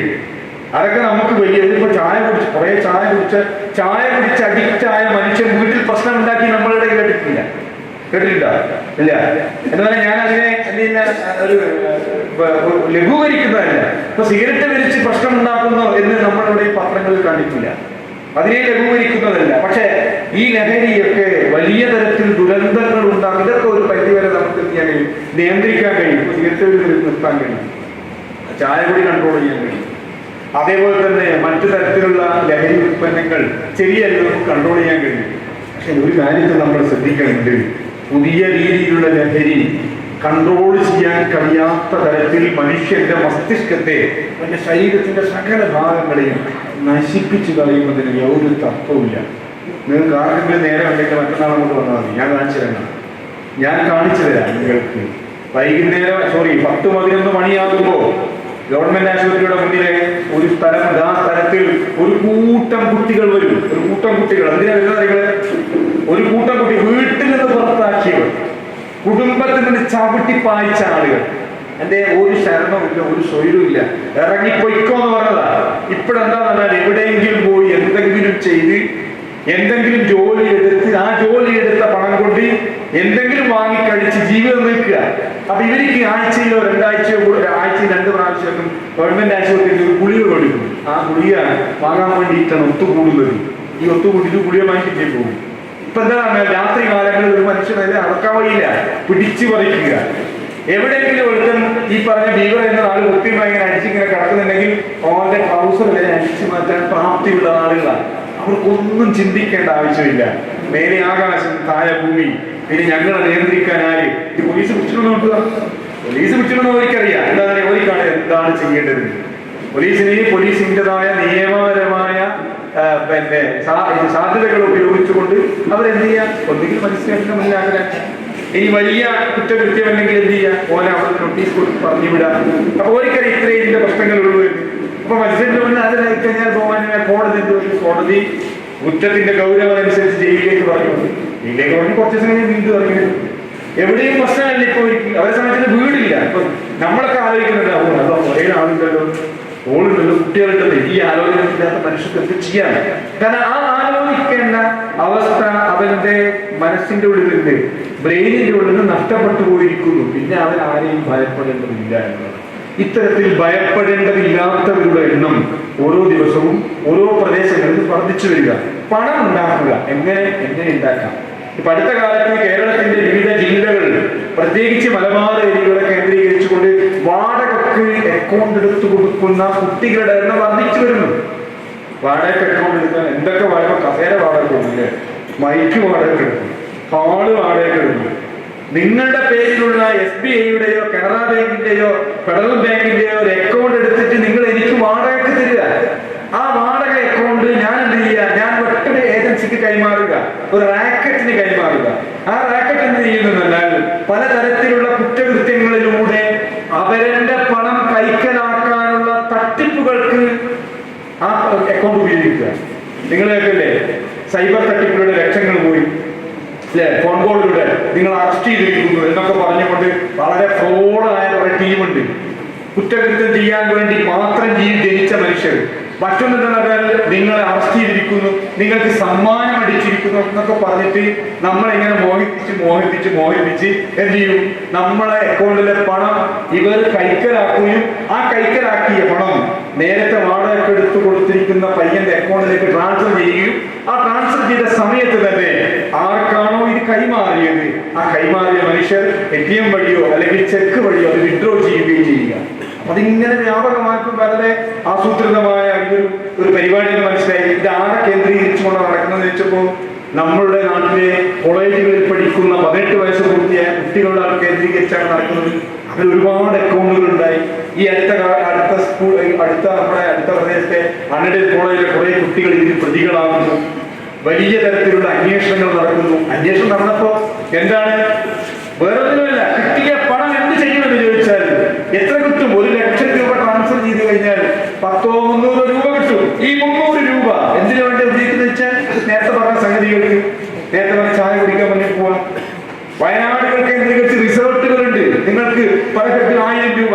ഒരു 6 ആളുണ്ടെങ്കിൽ നിങ്ങൾക്ക് ആരോരും എത്തിപ്പെടാൻ കഴിയാത്ത ഒരു സ്ഥലം പല സ്ഥലങ്ങളിലുണ്ട്. ആരവിടെ എത്തൂല. കാരണം അറിയാം, ഒരു 2:30-3 മണിക്ക് നിങ്ങൾ ആടെ എത്തിക്കഴിഞ്ഞാൽ നിങ്ങൾക്ക് വലിയൊരു വീട് തരും. ചുറ്റും കാടായിരിക്കും. അതിന്റെ ചോട്ടിലൊരു അരുവി ഉണ്ടാകാൻ ചിലപ്പോ അവിടെ ഒരു സ്വിമ്മിംഗ് പൂൾ നിർമ്മിച്ചിരിക്കും. നല്ല എന്താ പറയുന്നത്, വലിയ നിറത്തിലല്ലാത്ത ലൈറ്റ് ഉണ്ടാകും. അവിടെ എത്തിപ്പെടുന്ന കുട്ടികൾ ഈ പറഞ്ഞ തരത്തിൽ ഇത്തരത്തിലുള്ള പണം സമ്പാദിച്ച് കമ്പനിയായി എന്തെങ്കിലും തരത്തിലുള്ള ലഹരിയും വാങ്ങിച്ച് നേരെ പോവുക. അപ്പൊ നമ്മള് പറയും, ഞാൻ ടൂറ് പോയിട്ട് വരുന്നവര് രാവിലെ വീട്ടിൽ നിന്ന് ഇറങ്ങി പിറ്റേന്ന് വൈകുന്നേരമാകുമ്പോൾ ഫ്രഷ് ആയി വരിക. എന്താണ് സംഭവിക്കുന്നത് നമുക്കറിയുന്നില്ല. എന്റെ ഉമ്മമാരോട് പറയാനുള്ളത്, എന്റെ രക്ഷിതാക്കളോട് പറയാനുള്ളത്, ഇതൊക്കെ ചെറിയ ചെറിയ കേസുകളാണ്. ഇതിനേക്കാൾ വലിയ കേസുകളുള്ളതല്ല. മനുഷ്യനെ നശിപ്പിക്കാൻ എങ്ങനെയാണോ പണം ഉണ്ടാക്കേണ്ടത് അതെല്ലാ വഴികളും അവർ ഉപയോഗിക്കും. ആ ഉപയോഗിച്ച പണം ഉപയോഗിച്ച് വീടുകൾ കെട്ടിപ്പോക്കുക. വീടുകൾ കെട്ടി അടുത്ത പ്രദേശമല്ലേ നന്ദി, ഗൾഫിലേക്ക് പോകും ഒരു മനുഷ്യൻ. ഗൾഫിലേക്ക് പോയി ഒരു സാധാരണ എന്താ പറയണ്ടേ ലേബറായിട്ടാണ് പോകുന്നത്. അയാൾ പോയി 1 മാസം കഴിഞ്ഞു, 2-ാം മാസം ബഹറിലായിരുന്നു, 2-3 മാസങ്ങൾ കഴിഞ്ഞു. അത്യാവശ്യം ഹോട്ടലിൽ നിന്ന് കിട്ടുന്ന ശമ്പളം വീട്ടിലേക്ക് അയക്കുന്നു, അങ്ങനെ കട്ടിച്ച് ജീവിച്ചു പോവുക. ഒരു വർഷം കഴിയുമ്പോൾ ഇയാളൊരു വരുത്തു വന്ന് പിന്നെ തിരിച്ചു പോകുന്നു. അപ്പൊ തിരിച്ചു പോയി പിന്നെ അയാൾ വരുന്ന ഒരു 3 മാസം കഴിഞ്ഞാൽ വീണ്ടും തിരിച്ചു വരുന്നു. അപ്പൊ വരുന്ന പോക്കുമൊക്കെ ഓരോ ദിവസവും വർദ്ധിച്ചു വരുന്നു. ആളുകൾക്ക് എന്താ ഇവരെന്തോ വേറൊന്നും പണി കിട്ടിയിട്ടുണ്ടോ? പിന്നെ മാത്രമല്ല, വീട്ടിൽ വന്നു കഴിഞ്ഞാൽ ഭാര്യ ചോദിക്കും, നിങ്ങളിങ്ങനെ വന്ന് ഇങ്ങനെ പോകുന്നുണ്ടല്ലോ, എന്താ നിങ്ങൾക്ക് വേറെ എന്താ പരിപാടി? അപ്പൊ അയാള് പറഞ്ഞു തന്നാൽ എന്റെ ബോസിന് ചെന്നൈ ഒരു കമ്പനി, അതിന് കുറച്ച് സാധനങ്ങൾ അദ്ദേഹം തരും, അത് ഞാൻ അവിടെ എത്തിച്ചു കൊടുക്കുന്നതാണ്. വളരെ നല്ല പരിപാടി. അതിന് പോയി കഴിഞ്ഞാൽ എനിക്ക് പണവും കിട്ടുന്നു. വളരെ കറക്റ്റ് ആയിരുന്നു. ഓരോ വരുത്തിനും ഓരോ വരവിനും പോക്കിനുമുള്ള പ്രൗഢി വർദ്ധിച്ചു വരുന്നു. ആദ്യം സ്ലിപ്പർ തേച്ചിപ്പിച്ച് അട്ടി വന്നവൻ പിന്നീട് നല്ല ഷൂവും, ആദ്യം നല്ല ടാക്സി പിടിച്ചു വന്നവൻ എയർപോർട്ടിൽ അറിയിക്കാൻ എന്തേ കാറോട്ട് വീട്ടിൽ വരുന്ന അവസ്ഥ ഉണ്ടായപ്പോ ആളുകളൊക്കെ ഇങ്ങനെ നോക്കി നിന്നു. ഇപ്പം വലിയ മുതലെടുപ്പില്ലേ. അങ്ങനെ വളരെ രസകരമായ കഥ പറഞ്ഞ് വെറുതെയാ. അപ്പൊ ഒരു വരുത്തിന് എന്താ പറഞ്ഞാൽ നോമ്പിന്റെ കുറച്ച് മുമ്പായിരുന്നു. അപ്പൊ പള്ളിയുടെ കുറച്ച് മെയിൻ്റെനൻസ് വർക്ക് ഉണ്ടായിരുന്നു എന്നാ പറയുന്നത്. അപ്പൊ പള്ളിയുടെ മെയിൻ്റെനൻസ് വർക്ക് ഉണ്ടായപ്പോ പല ആളുകളും പല വെള്ളിയാഴ്ച ഇങ്ങനെ കുറച്ച് മെയിൻ്റെനൻസ് വർക്ക് ഉണ്ട്, നമുക്ക് കുറച്ച് പൈസ വേണം. കാര്യമായിട്ട് തന്നെ നമ്മുടെ പള്ളിയുടെ കോമ്പൗണ്ട് മൊത്തം ഒരു കട്ട വിരിക്കാനുണ്ട്, നമ്മുടെ പുതിയ കട്ട വിരിക്കണം. അപ്പൊ ഇയാൾ എഴുന്നേറ്റ് ചോദിച്ചോ അതിനെ ടോട്ടൽ എത്രയാണ് എസ്റ്റിമേറ്റ് എന്ന് ചോദിച്ചു. ഇയാളെ ഭാഷയൊക്കെ മാറിയിട്ടോ, പിന്നെ ഭാഷയൊക്കെ ടോട്ടൽ എത്രയാണ് എസ്റ്റിമേറ്റ് ചെയ്തപ്പോ. അപ്പോ സെക്രട്ടറി പറഞ്ഞു അതിൽ 3.5 ലക്ഷം റുപ്യന്റെ അടുത്ത് വരും. കുഴപ്പമില്ല, 2 ലക്ഷം ഞാൻ തരാം. എല്ലാവരും വായ കൊണ്ടു. ഈ മനുഷ്യനല്ല 2 കൊല്ലം മുമ്പ് 3 കൊല്ലം മുമ്പ് നയാ പൈസക്ക് ഗതിയില്ലാതെ എങ്ങനെയൊക്കെ ഗൾഫ് ഇപ്പൊ ഭയങ്കര പൈസക്കാരനായില്ലേ. പിന്നെ പിന്നാലെ കൂടി പിന്നെയാണ് നമ്മള് ഒരു 2 കൊല്ലം 3 കൊല്ലം 4ാമത്തെ കൊല്ലം നമ്മൾ അറിയുന്നത് ഈ മനുഷ്യനാണ് ജയിലായിരുന്നത്. ആപ്പിലായിരുന്നു. ഭാര്യയും 2 കുട്ടികളുണ്ടായിരുന്നു. ഭാര്യയും കുട്ടികളും ഇയാളെയും ഉപേക്ഷിച്ച് ഭാര്യയുടെ വാപ്പന്റെ കൂടെ പോയി, സ്വന്തം വീട്ടിലേക്ക് പോയി. ഭാഗ്യമെന്നോ ദൗർഭാഗ്യമെന്നോ പറയട്ടെ, പെരുന്നാളുകൾ 4 കഴിഞ്ഞു. 5ാമത്തെ പെരുന്നാളിന് എന്തോ ഭാഗ്യത്തിന് നടക്കും വീട് കിട്ടി. ജയിൽ മോചിതനായി നാട്ടിൽ വന്നപ്പോ വീട് മാത്രമുണ്ട്, വേറെ ആരുമില്ല. ഭാര്യ പരാതി കൊടുക്കുന്നു, ഇയാൾക്ക് ഡൈവേഴ്സിന് വേണ്ടി പറയുന്നു. കേസിൽ ഒരുപാട് പ്രാവശ്യം ഇടപെട്ടു. അയാൾ തന്നെ കഥ പറയുന്നു. ഇപ്പോഴെന്താ അവസ്ഥ? ഇപ്പൊ ഈ പറഞ്ഞ തന്നെ പെട്ടെന്ന് പണത്തിനാക്കാരനായി. പക്ഷേ അവസാനം നഷ്ടപ്പെട്ടു പോയത് അവന്റെ കുടുംബമായിരുന്നു. 28 വർഷക്കാരൻ അധ്യാപകയായി ജോലി ചെയ്ത ഒരു ടീച്ചർ രാത്രി 12 മണിയാകുമ്പോ പോലീസ് സ്റ്റേഷനിലേക്ക് 112 വിളിച്ചു കഴിഞ്ഞാൽ പോലീസ് സ്റ്റേഷനിലേക്ക് കിട്ടും. പോലീസ് സ്റ്റേഷനിലേക്ക് വിളിക്കാൻ അവിടുത്തെ ഒരു പെൺകുട്ടിയാണ് വിളിക്കുന്നത്. ഞങ്ങൾ ഓടിക്ക് വെച്ച് അവിടെ എത്തിയപ്പോ കാണുന്നത് വലിയ വീട്, നല്ല സെറ്റപ്പ്, ചുറ്റും നല്ല പൂന്തോട്ടം, നേരത്തെ പറഞ്ഞ പോലെ നല്ല വൃത്തിയും എന്നിട്ട് മുറ്റത്ത് ഇതൊക്കെ പതിച്ചിട്ടുണ്ട്. നല്ല ഇറ്റാലിയൻ മാർബിൾ ഒരായി കാണുന്നു. ബൾബുകൾ തിളങ്ങി കത്തുന്നു. തൊട്ടപ്പുറത്തൊരു എന്താ പറയുക ഒരു ക്ഷേത്രം പോലത്തെ ഒരു പ്രതിഷ്ഠയുള്ള ഒരു സ്ഥലം കാണുന്നു. അതിന്റെ തൊട്ടിപ്പുറത്തൊരു കുളം കാണുന്നു. എന്ന് പറഞ്ഞാൽ നമ്മുടെ ജീവിതത്തിൽ ഒരു വീട് എന്ന് പറയുന്ന സങ്കല്പത്തിന്റെ എന്താ പറയുക ഒരു 99% പൂർണ്ണമായിട്ടുണ്ട്. അത്രയും മനോഹരമായ വീട്. പോർച്ചിൽ നല്ലൊരു കാറ് കാണുന്നതെല്ലാം നല്ലൊരു കാര്യം. ഞാൻ വിളിച്ചെന്ന് ചോദിച്ചു. അപ്പൊ ഒരു മനുഷ്യനുണ്ട് ആ വീടിന്റെ അങ്ങേ മൂലയിൽ താടിക്ക് കഴിയുമ്പോൾ ഇങ്ങനെ ഇരിക്കുന്നു. മുമ്പൊന്നും പറയുന്നില്ല. ഞങ്ങൾ വീട്ടിൽ ചോദിച്ചു ആരാണ് വീട്ടിലെ പോലീസിനെ വിളിച്ച് എന്താ പ്രശ്നം ചോദിച്ചു. ഇയാൾക്ക് സംസാരിക്കാൻ കഴിയുന്നില്ല. വാതിൽ പാളിയിൽ നിന്ന് ഒരു കുലീനയായ സ്ത്രീ വന്ന് ഇങ്ങനെ നോക്കിയിട്ട് ഞങ്ങൾ നോക്കി, പിന്നെ മേലോട്ട്. അപ്പൊ ഞങ്ങൾക്ക് മനസ്സിലായി താഴെ നല്ല വിളിച്ച മേലെയാണ്. ഒരു പെൺകുട്ടിയുണ്ട് ഓടിക്കിതച്ച് വരുന്നു. മുക്കിലേക്ക് ചോര ഇങ്ങനെ എടുപ്പിച്ചത്. ഞാനാണ് സാർ വിളിച്ചത്. എന്താ പ്രശ്നം? ഒന്നൊരു സാർ വാങ്ങുന്നത്. സാറ് 12:30 മണിയായിട്ടില്ല. ഞങ്ങള് 3 പേരെയും വീടിന്റെ മുകൾ നിലയിൽ കൂട്ടിക്കൊണ്ടുപോയപ്പോ അവിടെ പറഞ്ഞു ഇവനാണ് എന്റെ മൂക്കിലിടിച്ചത്. എന്തിനാന്ന് ചോദിച്ചത്? വെറുതെ എന്റെ കയ്യിലെ ബ്രേസ്ലെറ്റ് കഴിഞ്ഞ ദിവസം മോഷ്ടിച്ചു. അത് ചോദിച്ചതിനാണ് അവൻ എന്നെ ഇടിച്ചത്, മൂക്കിലിടിച്ച് പദം വരുത്തിയത്. എന്നോട് പറഞ്ഞത് നീ നേരം വെളുക്കുന്നതിന് മുമ്പ് ഈ കഴുത്തിന്റെ മുകളിൽ നിന്ന് തല ഞാൻ വെട്ടുവെന്നാ. അതുകൊണ്ട് ഞാൻ വിളിച്ചതാണ്, ഭയപ്പെട്ടിട്ട് വിളിച്ചതാണ്. അവനിങ്ങനെ കൊമന്ന് കിടക്കാൻ ഇപ്പോഴത്തെ പറ്റില്ല. ഇയാൾ വല്ല വിളിച്ചു. ഇവരെ കണ്ടപ്പോൾ നേരത്തെ പറഞ്ഞതുപോലെ എന്താ ഒരു സിനിമാ നടന്റെ മുഖഭാവവും ഹെയർ സ്റ്റൈലൊക്കെയുള്ള നല്ലൊരു പയ്യൻ. നല്ലൊരു പയ്യൻ. ചോദിച്ചു എന്താ സംഭവിച്ചത്, എന്താ സമയം. നേരത്തെ ആ മുന്നിലിരുന്ന മനുഷ്യൻ ആരാണെന്ന് വെച്ചാൽ ഈ പയ്യന്റെ അച്ഛനാണ്. 40 വർഷത്തോളം 35 വർഷത്തോളം ഗൾഫിലായിരുന്നു. തിരിച്ചു നാട്ടിലേക്ക് വന്നു. കൊയിലാണ്ടി ടൗണിൽ ചെറിയൊരു കച്ചവടമൊക്കെ ആയിരുന്നു നടക്കുക. ഭാര്യ ടീച്ചറാണ്, റിട്ടയർഡ്. 2 മക്കൾ മാത്രമേ ഉണ്ടായിരുന്നു. 2 ആളും പഠിക്കാൻ നല്ല മിടുക്കന്മാരായിരുന്നു.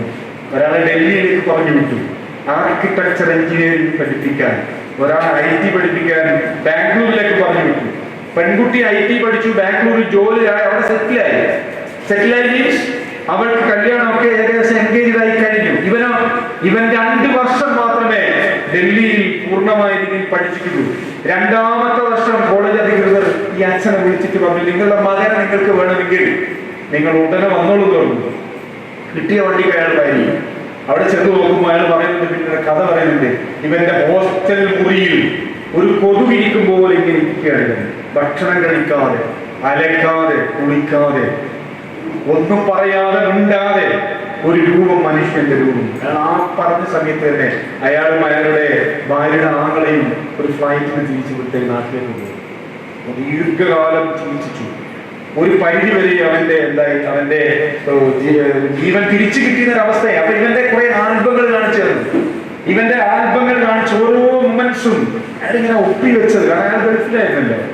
LP സ്കൂളക്കാരൻ, ഹൈസ്കൂളക്കാരൻ, വലിയ വിന്നേഴ്സും വലിയ അച്ചീവ്മെന്റ് നേടിയ പയ്യനായിരുന്നു. എവിടെയാണ് കാണാൻ തെറ്റിപ്പോയത് എന്ന് ചോദിച്ചപ്പോ ആ പഠനകാലത്ത് ഏതോ ഒരു കൂട്ടുകെട്ടിലേക്ക് അറിയാതെ വഴുതി പോയതാണ് സർ. എനിക്ക് അവനെ തിരിച്ചു കിട്ടത്തില്ല. അവരൊരു ബൈക്ക് ഉണ്ടായിരുന്നു, ഹിമാലയായിരുന്നു. അതുകൊണ്ട് വാങ്ങിയത് എത്രയാ, 2 ലക്ഷം 3 ലക്ഷത്തിന്. അത് വിറ്റത് അറിയാം സാറിന് 1,60,000. എന്തിനാ വിറ്റെന്നറിയോ? ഒന്നുമില്ല, ഞാൻ പണം കൊടുക്കാത്തതിന്റെ പേര്. അവൻ എന്നും 300-400 ചോദിക്കും. അവൻ ഇത് തന്ന് കൊടുത്തില്ലെങ്കിൽ അവൻ എന്ത് അക്രമവും കാണിക്കും.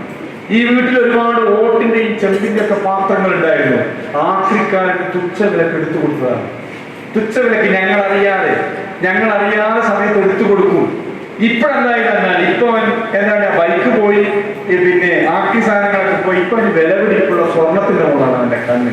അങ്ങനെയാണ് എന്റെ ഭാര്യയുടെ ഒരു സാധനം ഇവിടെ ഇല്ല, അതൊക്കെ ലോക്കറിലാണുള്ളത്. അവൻ എവിടുന്ന് കക്കും.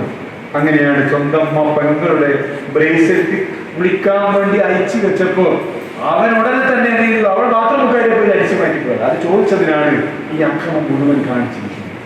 ഇതൊരു മകന്റെ അവസ്ഥയാണ്, ഒരച്ഛന്റെ അവസ്ഥയാണ്. അപ്പൊ നിങ്ങൾക്കും വരിക, അത് കൊയിലാണ്ടി ഇന്ന സ്ഥലത്തല്ലേ? അത് കറക്റ്റാ, കൊയിലാണ്ടി ഇന്ന സ്ഥലം.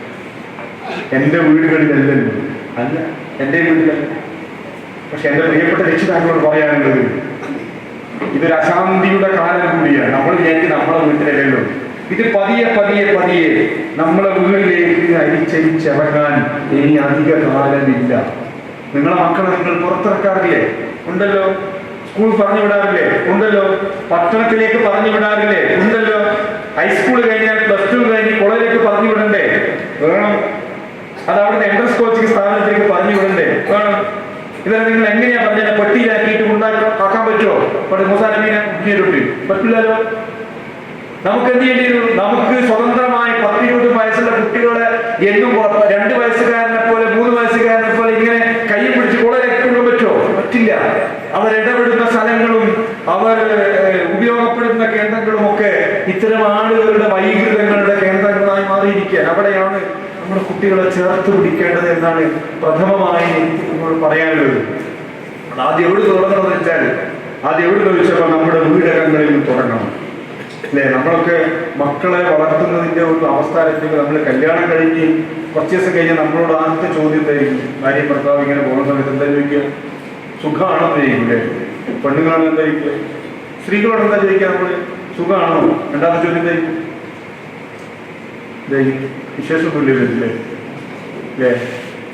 അതൊരു എന്താ പറയട്ടെ, അത് നമ്മളൊരു എല്ലാവരോടും ചോദിക്കാൻ ചോദ്യം, വിശേഷമൊന്നും ഇല്ലേ? പ്രത്യേകിച്ച് സ്ത്രീകളോട് ചോദിക്കുമ്പോൾ അത് വിശേഷമൊന്നും ആയില്ലേ? ഇപ്പൊ എന്താ ഉണ്ടായതിന്റെ പേരിൽ സങ്കടപ്പെടുന്ന രക്ഷിതാക്കളെ കാണിച്ചില്ല. സാർ എൻ്റെ ഒരു മോനുണ്ട്, ഒരു ശരണവും ഇല്ല, മരിച്ചാൽ മതിയായിരുന്നു എന്ന്. ഒരു ദിവസം ഉമ്മ കാര്യം വരികയായിരുന്നു സ്റ്റേഷനിൽ. രാവിലെ 7 ഞാൻ വന്നിട്ടുണ്ട്, സാർ എൻ്റെ ഒരു മോനുണ്ട്, അവനൊന്ന് ജയിലിലാക്കി തരുമെന്ന് ചോദിച്ചു. നിങ്ങൾ ആരെ പോയില്ലോ? റെയിൽവേ സ്റ്റേഷനിലോ സ്റ്റേഷനിലോ? എൻ്റെ ഒരു മോനുണ്ട്, അവന് ജയിലാക്കി തരും. പല ആളുകളും ഇവിടുന്ന് വരാറുണ്ട്. ഇപ്പൊക്കെ വരാറുണ്ട്. അതായത് നമ്മളെ നേതാവ് ഇപ്പൊക്കെ വരാറുണ്ട്. സാറേ ഒരു ചങ്ങായി ഒരു കേസ് ഇതായിട്ട് ചോദിച്ചോ. ഇത് നേരെ തിരിച്ചാണ്. അപ്പൊ ഞങ്ങൾ വിചാരിച്ചു ഇമ്മാക്കെന്തോ മാനസികമായ പ്രശ്നങ്ങളുണ്ട്. അപ്പൊ മാനസിക പ്രശ്നമൊന്നുമില്ല. വീണ്ടും പറയുകയാണ്. അപ്പൊ ഞങ്ങൾ അകത്ത് കൂട്ടിക്കൊണ്ട് വനിതാ പോലെ ചോദിച്ചു എന്താ അമ്മ പ്രശ്നം പറയാൻ. അപ്പൊ പറയാം അവന് എനിക്കൊരു മകൻ 22 വയസ്സായി. അവന്റെ വാപ്പ മരിച്ചിട്ട് 12 കൊല്ലമായി. അവൻ എനിക്കും ഞാൻ അവനുമായിരുന്നു ഒരു കാലം. 14-15 വയസ്സ് 16 വയസ്സായി. +2 എങ്ങനെയൊക്കെയോ രക്ഷപ്പെട്ട് പാസ്സായി. അവൻ എന്റെ നെഞ്ചിൽ കടന്നായിരുന്നു ഉറങ്ങാറുള്ളത്. 10ാം ക്ലാസ്സിലും 11ാം ക്ലാസ്സിലും ഒക്കെ. കാരണം ഞങ്ങൾക്ക് രണ്ടുപേർക്കും ഞങ്ങൾ രണ്ടുപേരും മാത്രമേ ഉണ്ടായിരുന്നുള്ളൂ. ഒടുവിൽ എന്താ പറഞ്ഞാൽ അവൻ പതിയെ ആദ്യം ഒരു 6 മണിക്കൊക്കെ വീട്ടിലെത്തായിരുന്നു. പിന്നെ 6 മണി 7 ആയി, 7, 8 ആയി, പിന്നെ 9 ആയി. ഇപ്പൊ ഞാൻ ചോദിക്കില്ല നീ എന്തെത്ര വൈകുന്നു. അപ്പൊ അവൻ പറയും എന്നോട് ഞാൻ എന്താ കുഞ്ഞനാക്ക. ഞാൻ അവന്റെ നിഷ്കളങ്കമായ ചോദ്യത്തിന്റെ മുന്നിൽ, അവന്റെ സ്നേഹത്തിന്റെ മുന്നിൽ ഞാൻ എന്ത് ചെയ്തു, അനങ്ങാതിരുന്നു.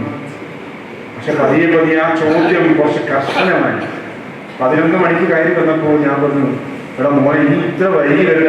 എന്റെ വൈകുന്ന ഞാൻ എന്റെ ജീവിതത്തിൽ ആദ്യമായിട്ടാണ് എന്റെ മകന്റെ ആ രൂക്ഷമായ ശബ്ദം കേൾക്കുന്നത്. അപ്പൊ എനിക്ക് മനസ്സിലായി എന്തോ ഒരു പന്തി കേടുണ്ടായിട്ടുണ്ടെന്ന് എനിക്ക് മനസ്സിലായി. അവന്റെ ചുണ്ടിൽ കറുപ്പ് ബാധിക്കാൻ തുടങ്ങി. അവന്റെ ഉറക്കത്തിന്റെ സമയം പകലിൽ നീണ്ടു പോയി തുടങ്ങി. രാത്രി അസമയത്ത് കയറി വരാൻ തുടങ്ങി. ചോദിക്കുന്നതിന് കൃത്യമായ മറുപടി ഇല്ലാതെയായി.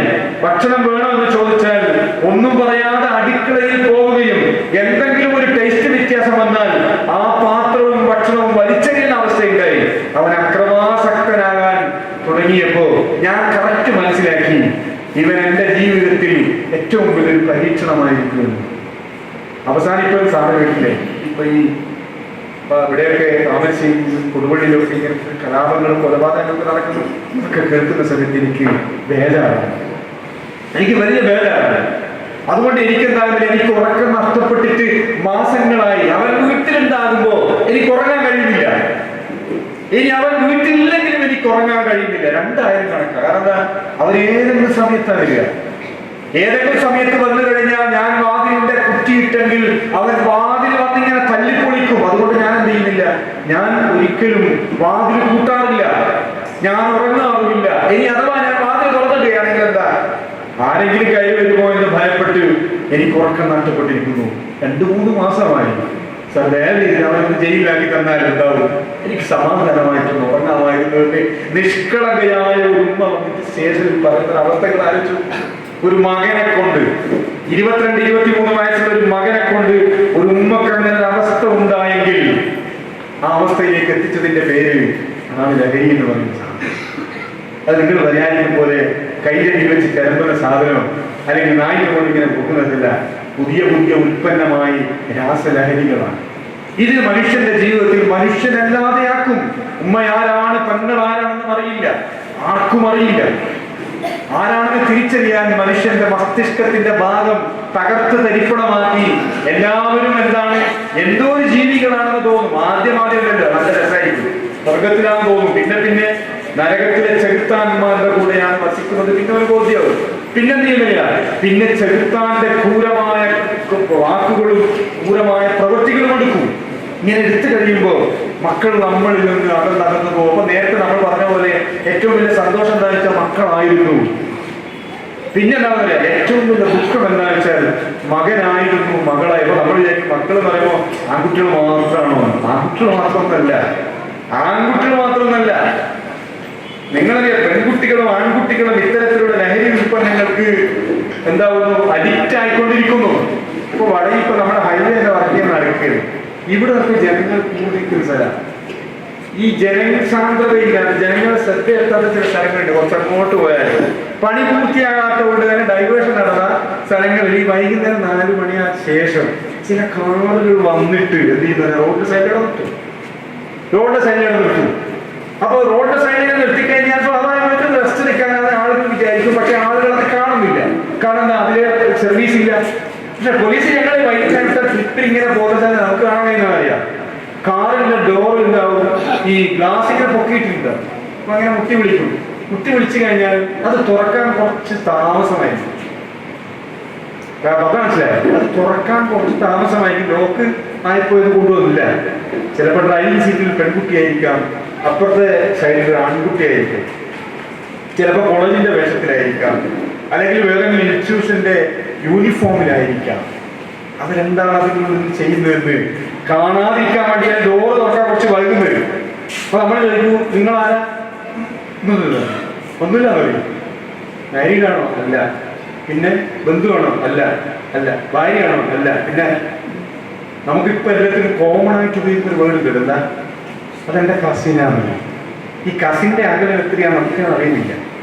അപ്പൊ ഇങ്ങനെ ട്രാപ്പിലായിക്കൊണ്ട് പോകുന്ന ആളുകൾ എന്തിനാ ഉപയോഗിക്കുന്നത് എന്നാൽ, ഒന്ന് കരിയറായി ഉപയോഗിക്കുന്നു, ഈ ലഹരി കരിയറായി ഉപയോഗിക്കുന്നു. പ്രേമം നടിച്ച്, സ്നേഹം നടിച്ച്, എന്റെ കരളാണ് നീ എന്നൊക്കെ പറഞ്ഞ് കുട്ടികളെ വശത്താക്കിയിട്ട് എന്ത് ചെയ്യാൻ ഒരു മോട്ടോർ ബൈക്കിന്റെ ബാക്കിൽ കയറ്റി അതിന്റെ ബാക്കിൽ ഒരു ബാഗ് വെച്ച് കൊടുത്ത് ബാംഗ്ലൂരിൽ നിന്നും അവിടുന്ന് ഇവിടുന്നൊക്കെ സാധനം വാങ്ങിയിട്ട് പല സ്ഥലങ്ങളിൽ വിതരണം ചെയ്യാൻ ഇവളെ ഉപയോഗിച്ചുകൊണ്ട്, കാമുകിയെ ഉപയോഗിച്ചുകൊണ്ടുള്ള കടത്തുകൾ വർദ്ധിക്കുന്നു. നമുക്ക് കുറച്ചു മുമ്പ് നിങ്ങൾ ഈ യൂട്യൂബിലൊക്കെ ഒന്ന് അടിച്ചു നോക്കിയായി, ഏഷ്യാനെറ്റിന്റെ ഒക്കെ ചാനലിൽ വന്നൊരു വാർത്ത ഉണ്ടായിരുന്നു. എന്താ പറഞ്ഞാൽ, ആലുവ പോലീസ് സ്റ്റേഷനിൽ വെച്ച് ഒരു പെൺകുട്ടി ഇങ്ങനെ കരയുന്നുണ്ട്, എനിക്കൊന്നും അറിയില്ലേ എന്ന് പറഞ്ഞുകൊണ്ട്. ഇതേപോലെ ഒരു പയ്യനുമായി പ്രേമബന്ധത്തിലാകുന്നു, അവനും അവളും തമ്മിൽ എന്താണെന്ന് കല്യാണം കഴിയുന്ന പോലും ജീവിക്കാൻ വകയില്ലാതായപ്പോൾ അവനും ഇവളും കൂടി എറിയുന്നുണ്ട്, ബൈക്കും എടുത്ത് ബാംഗ്ലൂരിൽ പോകുന്നു. ബാംഗ്ലൂരിൽ നിന്ന് മാരകമായ ലഹരി വസ്തുക്കൾ ആലുവ പ്രദേശങ്ങളിലേക്ക് കൊണ്ടുവരുന്നു, വിതരണം ചെയ്യുന്നു. ഒരു ദിവസം പോലീസിന്റെ കയ്യിൽ അകപ്പെടുന്നു. അപ്പോഴാണ് അവൾ പറയുന്നത്, എനിക്കൊന്നും അറിയില്ല, എല്ലോ ചെയ്ത പണിയാണ്, പറ്റിച്ച പണിയാണ്. ഇത്തരത്തിൽ ഈ പരസ്യങ്ങൾ ട്രാക്ക് മാറിക്കൊണ്ടുള്ള ജീവിത ശൈലികൾ സ്വീകരിക്കുന്ന ആളുകൾ. ഇപ്പൊ നമ്മൾ നേരത്തെ പറഞ്ഞല്ലോ, കല്യാണം കഴിഞ്ഞ് കുട്ടികൾ ഉണ്ടാകുമെന്ന് തന്നെ ഭയങ്കര സന്തോഷം. അപ്പൊ കുട്ടികൾ ഉണ്ടാകുന്നതിന് മുമ്പ് നമുക്കുള്ളൊരു കരുതലുണ്ട്. ഒരു പ്രഗ്നന്റ് ആയ ഒരാൾ വീട്ടിലുണ്ടെങ്കിൽ എത്രമാത്രം കരുതുന്നുണ്ടോ അല്ലേ? മകളോ മകനോ പ്രഗ്നന്റ് ആയി കഴിഞ്ഞാൽ നമുക്കൊരു ഒരു കരുതൽ കൂടുതലാണ്. ആ കരുതലിന്റെ കാരണം എന്താ? ആ വയറ്റിൽ ഒരു കുഞ്ഞ് പറക്കുന്നുണ്ട്, അതിങ്ങനെ വളർന്നു വരുന്നുണ്ട് എന്നുള്ളതാണ്. തലചുറ്റി കഴിഞ്ഞാൽ നമ്മൾ ഉടനെ എടുത്തോടി ഡോക്ടർ നമ്മളെ കണ്ട് ചിരിക്കും, നമ്മൾ ഡോക്ടറെ ചിരിക്കും.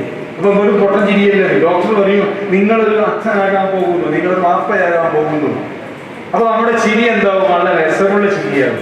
നമ്മൾ വീട്ടിൽ പോയിട്ട് പറയും വിശേഷം കേട്ടോ പറയും. ഇത് കേൾക്കുന്ന സമയത്ത് ബന്ധുക്കൾക്കും ആളുകൾക്കൊക്കെ വളരെ സന്തോഷമാണ്. കാരണം ഒരു കുട്ടി പിറക്കാൻ പോകുന്നു. അത് ഓരോ ദിവസം കഴിയുമ്പോഴും അവൾക്കുള്ള കരുതൽ വർദ്ധിച്ച് വർദ്ധിച്ച് വർദ്ധിച്ച് ഇങ്ങനെ വരും. അല്ലെ, 6 മാസം 7 മാസമൊക്കെ ആകുമ്പോൾ ഈ ബാക്ക് വേദനയാണ്, ഊരവേദനയാണെന്ന്. അപ്പൊ നമ്മളെന്താ പ്രത്യേക പരിഗണന കൊടുക്കും. വീട്ടിൽ നിന്ന് എവിടെയെങ്കിലും ദൂരേക്ക് പോകുന്നുണ്ടെങ്കിൽ, ഗർഭിണിയായ ഒരു സ്ത്രീ നമ്മുടെ കൂടെ ഉണ്ടെങ്കിൽ അവൾ എവിടെ എത്തുമെന്ന് വെച്ചാൽ ബാക്കിലെ സീറ്റിലേക്ക് അവളെ മുന്നിൽ ഇങ്ങനെ കീയാന്റെ മുന്നിൽ ഇങ്ങനെ ഉഷാറായിട്ടിരിക്കും. കാരണം എന്താ? അവളോടുള്ള സ്നേഹമല്ല. പ്രസവം കഴിഞ്ഞാൽ അവൾ ബാക്കിൽ തന്നെ പോകേണ്ടിയിരുന്നു. പ്രസവിക്കുന്നതിന്റെ മുമ്പ് ഈ നിറവയറുമായി നടക്കുമ്പോൾ നമുക്ക് അതിനോടുള്ളൊരു കരുതലാണ്. വീട്ടിൽ കല്യാണത്തിന് പോകാതെ വീട്ടിലിരിക്കുക. അപ്പൊ തൊട്ടപ്പുറത്തെ വീട്ടിൽ കല്യാണം ഉണ്ടെങ്കിൽ എന്താ പറയാ, നോക്ക് അപ്പുറത്തൊരു ഗർഭക്കായിരിക്കും ഡോക്ടർ കൂടെ നോക്കും. എന്തേന്നറിയോ? എന്റെ കാരണം ഇതിനോടുള്ള സ്നേഹമാണ്. അങ്ങനെ ഒരു രാത്രിയിൽ അവളുടെ അട്ടഹാസമിട്ട് എന്നെ കൊണ്ടുപോകുന്നു പറയും. കൊണ്ടുപോയി ആശുപത്രിയിൽ കൊണ്ടുപോയിട്ട് അവളെ ലേബർ റൂമിനുള്ളിൽ വാതിലടച്ചങ്ങ് കിടത്തും. നമ്മൾ എവിടെയുണ്ടാവുക? നമ്മൾ അതിന്റെ പുറത്ത് ഇങ്ങനെ നടക്കും. എന്റെ നാട്ടിലൊക്കെ വന്ന കണ്ണുമുട്ടി കെട്ടിപ്പോയ പോലെ ഇങ്ങനെ നടക്കും. ഇതെപ്പോഴാണ് പുറത്തു വരിക? സിസ്റ്റർ നമ്മുടെ ഭാര്യയുടെ പേര് വിളിച്ച്, നമ്മളെ പ്രിയപ്പെട്ടവരുടെ പേര് വിളിച്ചിട്ട് ആ കയ്യിലൊരു രൂപം കൊണ്ട് വരുന്ന സമയത്ത് നമ്മൾ ഓടിച്ചെല്ലും. ഓടിച്ചെല്ലുന്ന സമയത്ത് നമ്മുടെ മുഖത്തൊരു പുഞ്ചിരിയുണ്ട്. ആ പുഞ്ചിരി ഒരു 14,000 സൗന്ദര്യമുള്ള ചിരിയാണ് അല്ലേ? എൻ്റെ ഈ കുട്ടിയുടെ മുഖം കണ്ടപ്പോൾ അപ്പൊ നമ്മുടെ മനസ്സിൽ ഇങ്ങനെ സാധാരണ ലഡു കൊട്ടു. എന്താണ്? മകനായാലും മകളായാലും എന്തെങ്കിലും ആക്കണം, അവൻ ലോകം അറിയപ്പെടണം, ഏതെങ്കിലും കുരുത്തം കെട്ടോട്ടുണ്ടെന്ന് ആഗ്രഹിക്കുക. എന്റെ മോൻ ലോകം കുരുത്തം കെട്ടോട്ടോ എന്ന് പറയണ്ട. അതിനോട് നമ്മളെന്താ, എന്റെ മോനെ ശ്രദ്ധിക്കണേന്ന് പറയും. നമ്മളെന്താ പറയാ? അതല്ല പറയല്ലേ?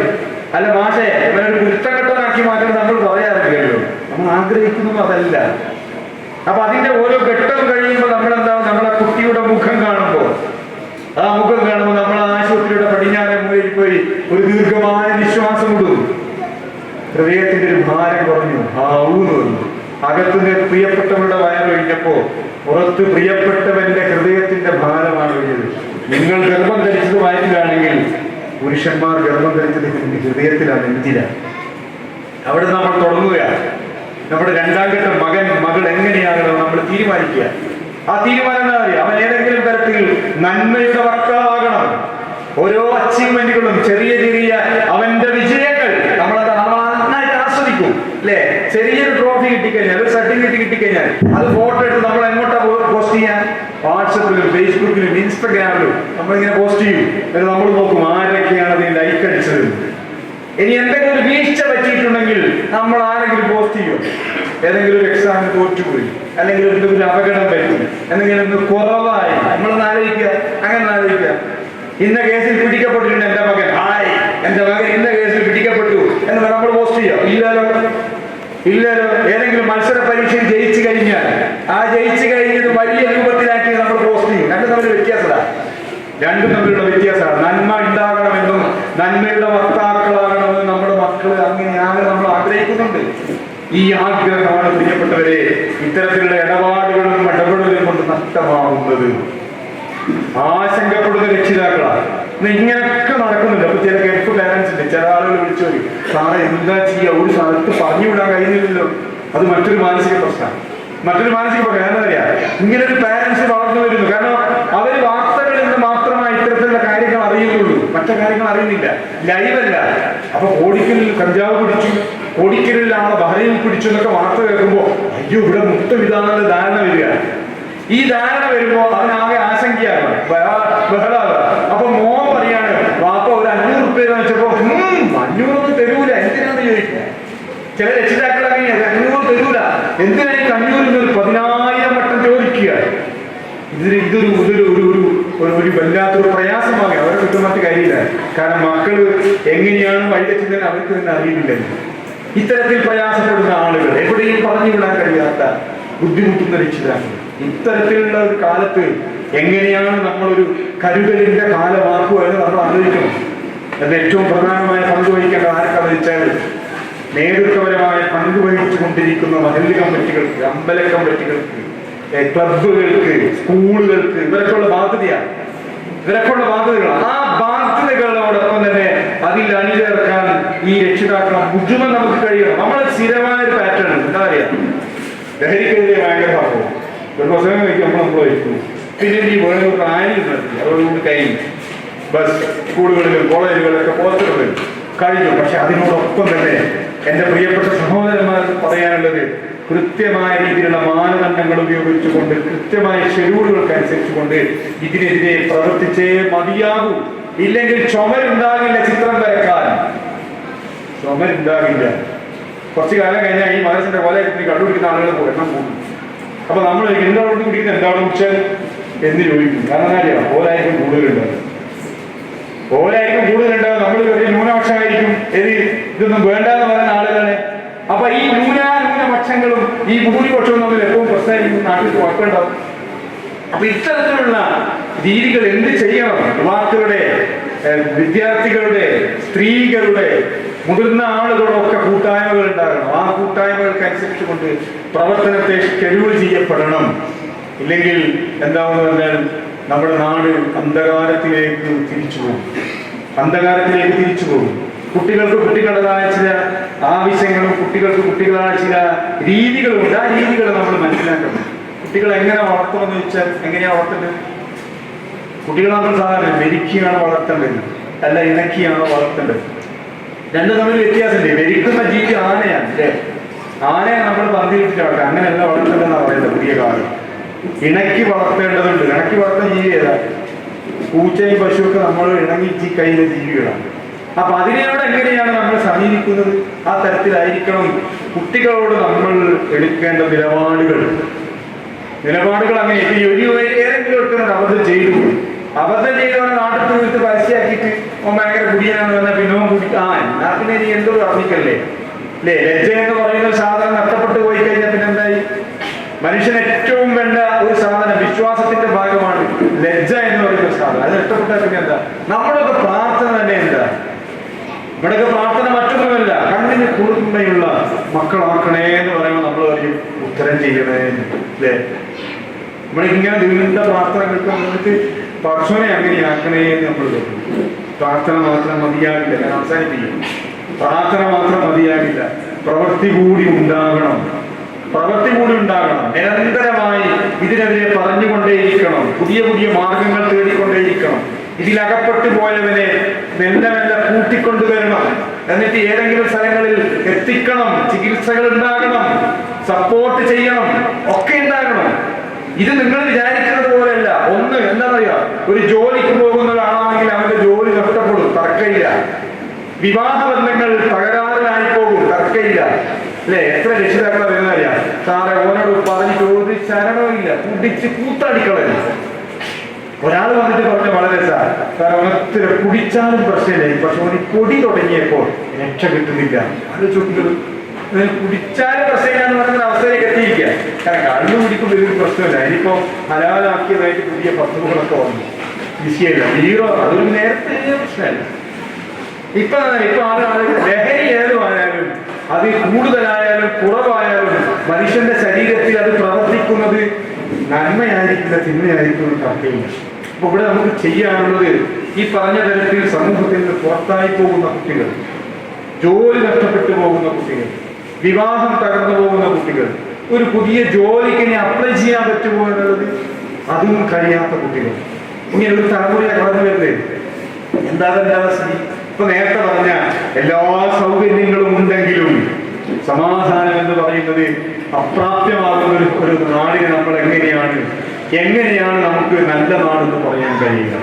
അതുകൊണ്ട് എന്റെ സുഹൃത്തുക്കളോട് പറയാനുള്ളത്, ഇതിന്റെ പ്രവർത്തനം കുറെ കാലമായി പല നിലക്കും കൂടെ നടന്നുകൊണ്ടിരിക്കുന്നുണ്ട്. അത് ശരിയാണ്, അത് ശരിയൊക്കെയാണ്. പക്ഷെ ചില കേന്ദ്രങ്ങളിൽ നിന്ന് കേൾക്കുന്ന വാർത്തകൾ വളരെ അത്ഭുതപ്പെടുത്തുന്നതും വളരെ ഉത്കണ്ഠപ്പെടുത്തുന്നതുമാണ്. ആ ഉത്കണ്ഠപ്പെടുത്തുന്ന വാർത്തകളും അത്ഭുതപ്പെടുത്തുന്ന വാർത്തകളും നമ്മളിങ്ങനെ അത് ശരി അങ്ങനെ ഉണ്ടോ ചില സംഭവങ്ങളില്ലേ, ആളുകൾ ചില കാര്യത്തോട് സമീപിക്കുകയില്ല. ഒന്നുണ്ടാവില്ല, എന്ത് കാര്യം കേട്ടാൽ ഭയങ്കരമായിട്ട് വണ്ടറടി അല്ലേ, നമ്മളറിയാം അത് ശരി ആളെങ്ങനെ ഉണ്ടോ, ഓരോ കൊണ്ട് വലിയ കാര്യമൊന്നുമില്ല അല്ലെ, എന്ത് കേട്ടാലും ഇങ്ങനെ വണ്ടറടിക്കുക. ചില ആളുകൾ എന്താ നോക്കട്ടെ, ആളെന്താ പരിപാടി, ആദ്യം മദ്രസിന്റെ വേക്ക് കുറെ പെണ്ണുങ്ങളാണെങ്കിൽ കാണുന്നു, ഏതെല്ലാം പോലീസുകാരുണ്ട്, ഞാൻ നോക്കൂ, ഓരോ വലിയ കാര്യമില്ല. ഓരോ നമ്മളെന്തറിയാം വാച്ചിട്ട് ഹാപ്പൺ, എന്താണ് സംഭവിക്കാൻ നോക്കുന്ന ആളുകൾ. നമുക്കിത് രണ്ടിലും പെടാത്ത കുറെ കൂട്ടം ആളുകൾ വേണം. ആരാണെങ്കിലും അവരെയാണ് മേക്ക് ഇറ്റ് ഹാപ്പൺ.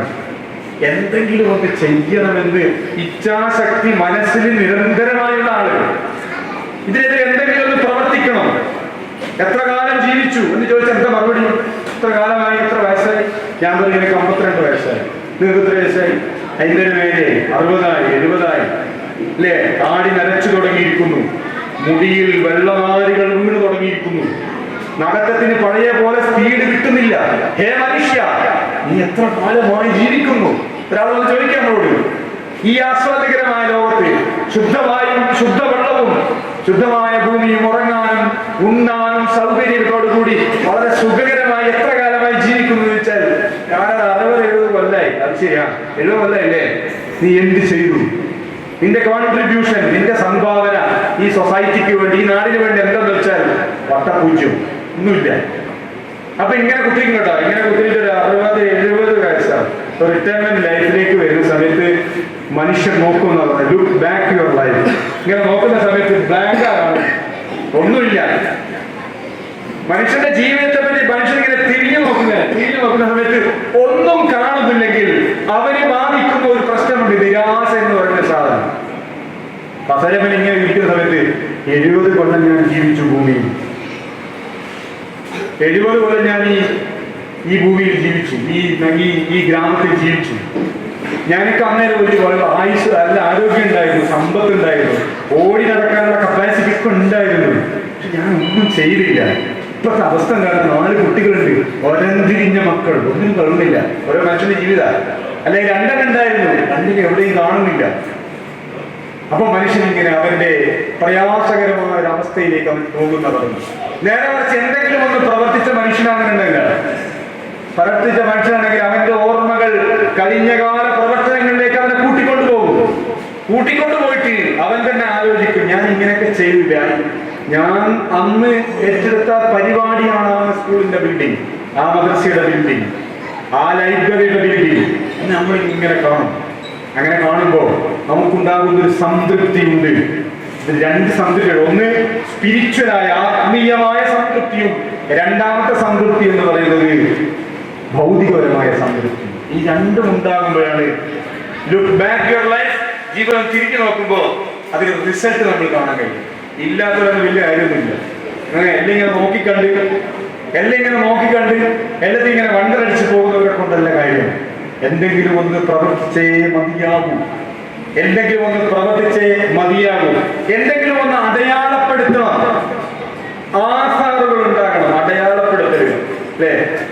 എന്തെങ്കിലും ഒരു അടയാളപ്പെടുത്തൽ, എന്റേത് നിന്റേത് എന്ന് പറയാൻ പറ്റുന്ന തരത്തിൽ ഒരടയാളപ്പെടുത്തലുകൾ ഉണ്ടാകണം. നമ്മളോട് ചോദ്യം ചോദിക്കരുതാണ്, അറിയാം. അത് ഇവിടുന്ന് ഒരു ചോദ്യം നമ്മളോട് ചോദിക്കും. നമ്മൾ ചെയ്തു വെച്ച കാര്യങ്ങളെ പറ്റി ഒരുപാട് കാര്യങ്ങൾ ചെയ്തു വെച്ചിരിക്കുന്നു. രണ്ടാമത്തെ ഒരു ക്വസ്റ്റ്യൻ എവിടുന്ന അറിയാം? രണ്ടാമത്തെ ക്വസ്റ്റ്യൻ ചെയ്യാതെ വിട്ടുപോയ കാര്യത്തെ പറ്റി ചോദിക്കപ്പെടുന്നു. ചെയ്യാതെ വിട്ടുപോയ കാര്യത്തെ പറ്റി ചോദിക്കപ്പെടുന്നു. അതിന് മറുപടി കൊടുക്കാൻ കഴിയണം.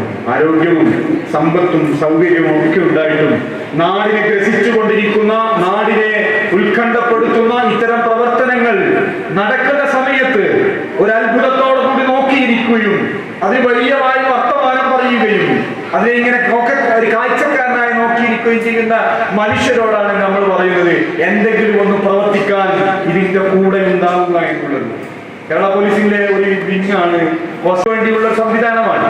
ആ പോലീസ് നിരന്തരമായി നിങ്ങളുടെ വീടുകളിൽ, നിങ്ങളുമായി ബന്ധപ്പെട്ട ആളുകളിൽ, നിങ്ങൾ ഇടപെടുന്ന സ്ഥലങ്ങളിൽ നിരന്തരമായി ബന്ധപ്പെട്ടുകൊണ്ടിരിക്കുന്നു. ഇതിനെ ബന്ധപ്പെടുന്നത് വെറുതെ ഇങ്ങനെ വന്നു പോകുന്നതാണ് അല്ല. ഓരോ ഇൻഫർമേഷന്റെ ഭാഗമായി എന്ത് മുൻകരുതലാണ് എടുക്കേണ്ടതെന്ന് പരസ്പരം ചർച്ച ചെയ്യപ്പെടുന്നതിന് വേണ്ടിയാണ്. പോലീസിന്റെ മറ്റൊരു സംവിധാനം ജനമൈത്രി പോലീസാണ്. ഈ ജനമൈത്രി പോലീസ് എന്തിനാന്ന് വെച്ചാൽ നിങ്ങൾക്ക് ഉള്ള കാര്യങ്ങൾ ഞങ്ങളുമായി പങ്കുവെക്കുകയും ഞങ്ങളുടെ ആശങ്കകൾ നിങ്ങളുമായി പങ്കുവെക്കുകയും എന്നിട്ട് രണ്ടുപേരും കൂടി എങ്ങനെയാണ് ഒരു സമാധാനവും സൗഹൃദവുമുള്ള ഒരു നീതിപൂർവമായ ഒരു പ്രദേശത്തെ വളർത്തിയെടുക്കാൻ കഴിയുക എന്നുള്ളതിന് പുതിയ പദ്ധതികളും പ്രവർത്തനങ്ങളും ആരംഭിക്കാനുള്ള അതിനാണ് വേണ്ടിയാ. അല്ലാണ്ട് മൂന്നാൾ ബൈക്കും പോയിട്ട് സാറേ അതൊന്ന് വിട്ടിരാൻ പറയാൻ വേണ്ടിയിട്ട് മാത്രമല്ല, അതിനുവേണ്ടി മാത്രമല്ല. അല്ലെ ഓനിന്റെ കേസ് പ്രതിയായിട്ടോ ജാമ്യം കൊടുക്കാനോ മരുന്നുണ്ടായിട്ടോ എന്തിനു വേണ്ടിയല്ല. ഒരു സമാധാനപൂർവമായ അന്തരീക്ഷം ഒരു സൊസൈറ്റിക്ക്. ഞാൻ ചോദിക്കട്ടെ, ഒരു പ്രശ്നത്തിൽ ഒരു പ്രദേശത്ത് എല്ലാ ഇഷ്യൂസും ഉണ്ടായിക്കഴിഞ്ഞാൽ നാളെ നമ്മുടെ മക്കൾക്ക് സ്വതന്ത്രമായി സ്കൂളിലേക്ക് പോകേണ്ട വേഗം എടുത്തിട്ട് അതിരാവിലെ നമ്മളിപ്പോ അടുത്ത കാലത്ത് വലിയൊരു ഇഷ്യൂയായി കണക്കൊണ്ടെടുക്കുന്നത് എന്താ? തെരുവ് പട്ടികളുടെ വർദ്ധിച്ചിരിക്കുന്നു. നിങ്ങളെ മകൻ 6 മണിക്കൂർ പുറത്തിറക്കുന്നുണ്ടാ? ഇറക്കുന്നുണ്ടാ? ഇല്ല. ഇറക്കത്തെന്താ അറിയാതെ നായ ഉണ്ടാവും. ഇതിനേക്കാൾ വലിയ നായ്ക്കൾ വരുന്നുണ്ട്. അന്ന് അതിനെ ചിലപ്പോൾ കല്ലെടുത്തിട്ട് ഞങ്ങൾക്ക് പോയി അല്ലാതെ അച്ചുമല്ലായിരുന്നു. ഇതിനേക്കാൾ ഭ്രാന്തന്മാരായ ആളുകൾ ഓരോ പ്രദേശത്തും ഒരു 5-10 അഞ്ഞെന്തിനാ നാനായി ഉപയോഗിച്ചിട്ട് ഒരു പ്രദേശത്ത് 2-3 ഈ സാധനങ്ങൾ വിൽക്കുന്ന ആളുകളും കൊടുക്കുന്ന ആളുകളും ഇത് ഉപയോഗിക്കുന്ന ആളുകളും അവരെ കൊണ്ട് പിന്നെ എന്തെങ്കിലും അറിയാം. അവരെ കൊണ്ട് സ്വൈര്യക്കേടായി. കാരണം നേരത്തെ വന്ന പോലെ എന്നാ അടിച്ചോ, പോലീസിനോട് എന്നാ അടിച്ചോ അല്ല കുത്തിക്കോ ഒന്നോ. കാരണം ഇതെന്നാലേ ഇതിന് സാധനമില്ല, വർക്കേണ്ട സാധനമില്ല. അപ്പൊ അങ്ങനെയുള്ള ഒരു അവസ്ഥ വന്നു കഴിഞ്ഞാൽ എന്താവും നമ്മൾ ആലോചിക്കുക. ആ ആലോചനയുടെ ഭാഗമായിട്ടാണ് ഇത്തരം പ്രവർത്തനങ്ങൾ നടക്കുന്നത്. ആ നടക്കുന്നതിന്റെ ഭാഗമായിട്ടാണ് ഇത്രയും സംസാരങ്ങൾ പറഞ്ഞത്. ഏതായാലും പറയേണ്ടതിന്റെ ഒരു ചെറിയ ഭാഗം മാത്രമാണ് ഞാൻ പറഞ്ഞിട്ടുള്ളൂ. പറയാൻ ഇനിയും ഒത്തിരിയുണ്ട്. കുട്ടികളുമായി എങ്ങനെയാണ് ഈ കാലഘട്ടത്തിൽ ഇടപഴകേണ്ടത്, എങ്ങനെയാണ് ഒരു പാരന്റ്, ഒരു രക്ഷിതാവ് പുതിയ കാലത്തെ കുട്ടികളെ സമീപിക്കേണ്ടത്. വടിയെടുത്ത് അച്ചടക്കം പഠിപ്പിക്കാൻ പോയാൽ നമ്മൾ പരാജയപ്പെട്ടു പോകും. വടിയെടുത്ത് അച്ചടക്കം പഠിപ്പിക്കാൻ പോയാൽ കുട്ടികളോട് അമ്മമാരോട് പറയാനുള്ളത് നമ്മൾ പരാജയപ്പെട്ടു. എത്രമാത്രമാണോ കുട്ടികളുമായി ഒരു ബോണ്ടിങ് രൂപപ്പെടുത്തുന്നത്, എത്രമാത്രമാണോ അവർക്ക് നമ്മുടെ ചെവി കൊടുക്കുന്നത്. ചെവി എത്രയുണ്ടെന്ന് വെച്ചാൽ എന്താ മറുപടി? എത്രയുണ്ട് ചെവി? എത്രയുണ്ട്? 2 ഉള്ളൂ. കണ്ണെത്രയുണ്ട്? 2. മൂക്കത്തിനുണ്ട്? മൂക്കിന് തൊള്ള 2. നാക്കത്തിനുണ്ട് വെച്ചാൽ നാക്ക് 1 ഉള്ളൂ. അപ്പൊ എന്താണെന്നറിയോ? മറ്റുള്ളവരെ കൂടുതൽ കാണുകയും കേൾക്കുകയും ചെയ്യുക. കുറച്ച് സംസാരിച്ചാൽ മതി. കുട്ടികൾ വളർന്നു വരുമ്പോൾ അവരെവിടുന്നാണ് പഠിക്കുന്നതെന്ന് ചോദിച്ചാൽ അപ്പുറത്തെ വീട്ടിലെ ആളുകൾ നോക്കിയിട്ടല്ല, സ്വന്തം വീട്ടിലെ മാതാപിതാക്കളുടെ പ്രവൃത്തി നോക്കിയിട്ടാണ്. കുട്ടി കണ്ടല്ല കേട്ടല്ല പഠിക്കുന്നത്, കണ്ടാണ് പഠിക്കുന്നത്. അപ്പൊ ഈ കോലായിക്ക് സിഗരറ്റ് കഴിച്ചാൽ ചെറിയ മോൻ പറയും, അപ്പൊ സിഗരറ്റിന്റെ ഇരിക്കുന്നത് എന്നത്തിന് എനിക്കെന്താ മറ്റൊരു ഉപയോഗിച്ചുള്ള ചോദ്യം അല്ലേ? അങ്ങനല്ലേ? പാപ്പ മുണ്ടെടുത്ത് നടക്കുമ്പോ മോൻ ജീൻസ് ഇട്ട് നടക്കുന്നത്. ഒത്തിരി വ്യത്യാസമുള്ളൂ. എവിടെയാണ് നന്നാകേണ്ടതെന്ന് ചോദിച്ചാൽ സ്വന്തം വീടകങ്ങളിലാണ് നന്നാകേണ്ടത്. സ്വന്തം വീട്ടിൽ രക്ഷിതാക്കളാണ് നന്നാകേണ്ടത്. സ്വന്തം വീട്ടിലെ ഉമ്മമാരാണ് നന്നാകേണ്ടത്. എന്നിട്ട് നാട്ടിൽ നന്നാക്കി ഇറങ്ങിയാൽ പ്രശ്നം കഴിഞ്ഞ് ഓരോ വീട്ടിൽ വീട്ടിലും നന്മയുടെ വിളക്കുകൾ കത്തിച്ചു വെച്ചുകൊണ്ട് അതിന്റെ പ്രകാശത്തിൽ ജീവിക്കുന്ന ഒരവസ്ഥ ഉണ്ടായിക്കഴിഞ്ഞാൽ ആ വീട്ടിൽ നിന്നിറങ്ങുന്ന മനുഷ്യർ ഈ ഭൂമി മുഴുവൻ പ്രകാശപൂരിതമാക്കുന്നു. എന്റെ പ്രിയപ്പെട്ടവരോട് പറയാനുള്ളത്, അവനവൻ ഓരോരുത്തരും ഒരു ഉത്തരവാദിത്തമുണ്ട്. എന്റെ ഉത്തരവാദിത്തം റിയാസേസിന്റെ ഉത്തരവാദിത്വം കഴിഞ്ഞു, അറിയിക്കുന്നത് അറിയിച്ചു. ഇനി നിങ്ങളുടെയാണ് ഉത്തരവാദിത്വം.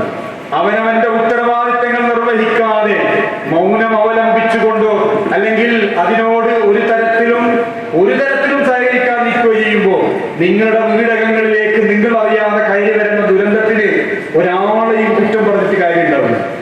കേരളത്തിൽ കുറച്ച് പോലീസുകാർ 19ഓളം അമ്മയാച്ചിനാണ് പോലീസുകാരെ കൊണ്ട്, എക്സൈസിനെ കൊണ്ട് മാത്രം ഒരു നാളിൽ ലഹരിക്കെതിരെയുള്ള യുദ്ധത്തിൽ പൂർണ്ണമായ വിജയം കൈവരിക്കാനാവില്ല. ആ വിജയം കൈവരിക്കണമെങ്കിൽ പോലീസുമായി നിങ്ങൾ ചേർന്ന് നിൽക്കുകയേ മതിയാവും. പോലീസിന്റെ ഒരുപാട് തരത്തിലുള്ള പ്രവർത്തനങ്ങൾ, ആ പ്രവർത്തനങ്ങൾ നമ്മൾ ഒന്നിച്ചു നിൽക്കുമ്പോൾ ഏത് ദുരന്തത്തെയും ഏത് വെല്ലുവിളികളെയും നമുക്ക് നേരിടാനുള്ള പ്രാപ്തി ഉണ്ടാകും, കഴിവുണ്ടാകും. അങ്ങനെ നേടിയെടുത്തതാണ് നമ്മുടെ നാടിന്റെ സർവ്വവിധത്തിലുള്ള ഐശ്വര്യങ്ങളും സർവ്വവിധത്തിലുള്ള നേട്ടങ്ങളും എന്ന് മാത്രം ഓർമ്മിപ്പിച്ചുകൊണ്ട് ഞാൻ എത്തുന്നു. നന്ദി, നമസ്കാരം.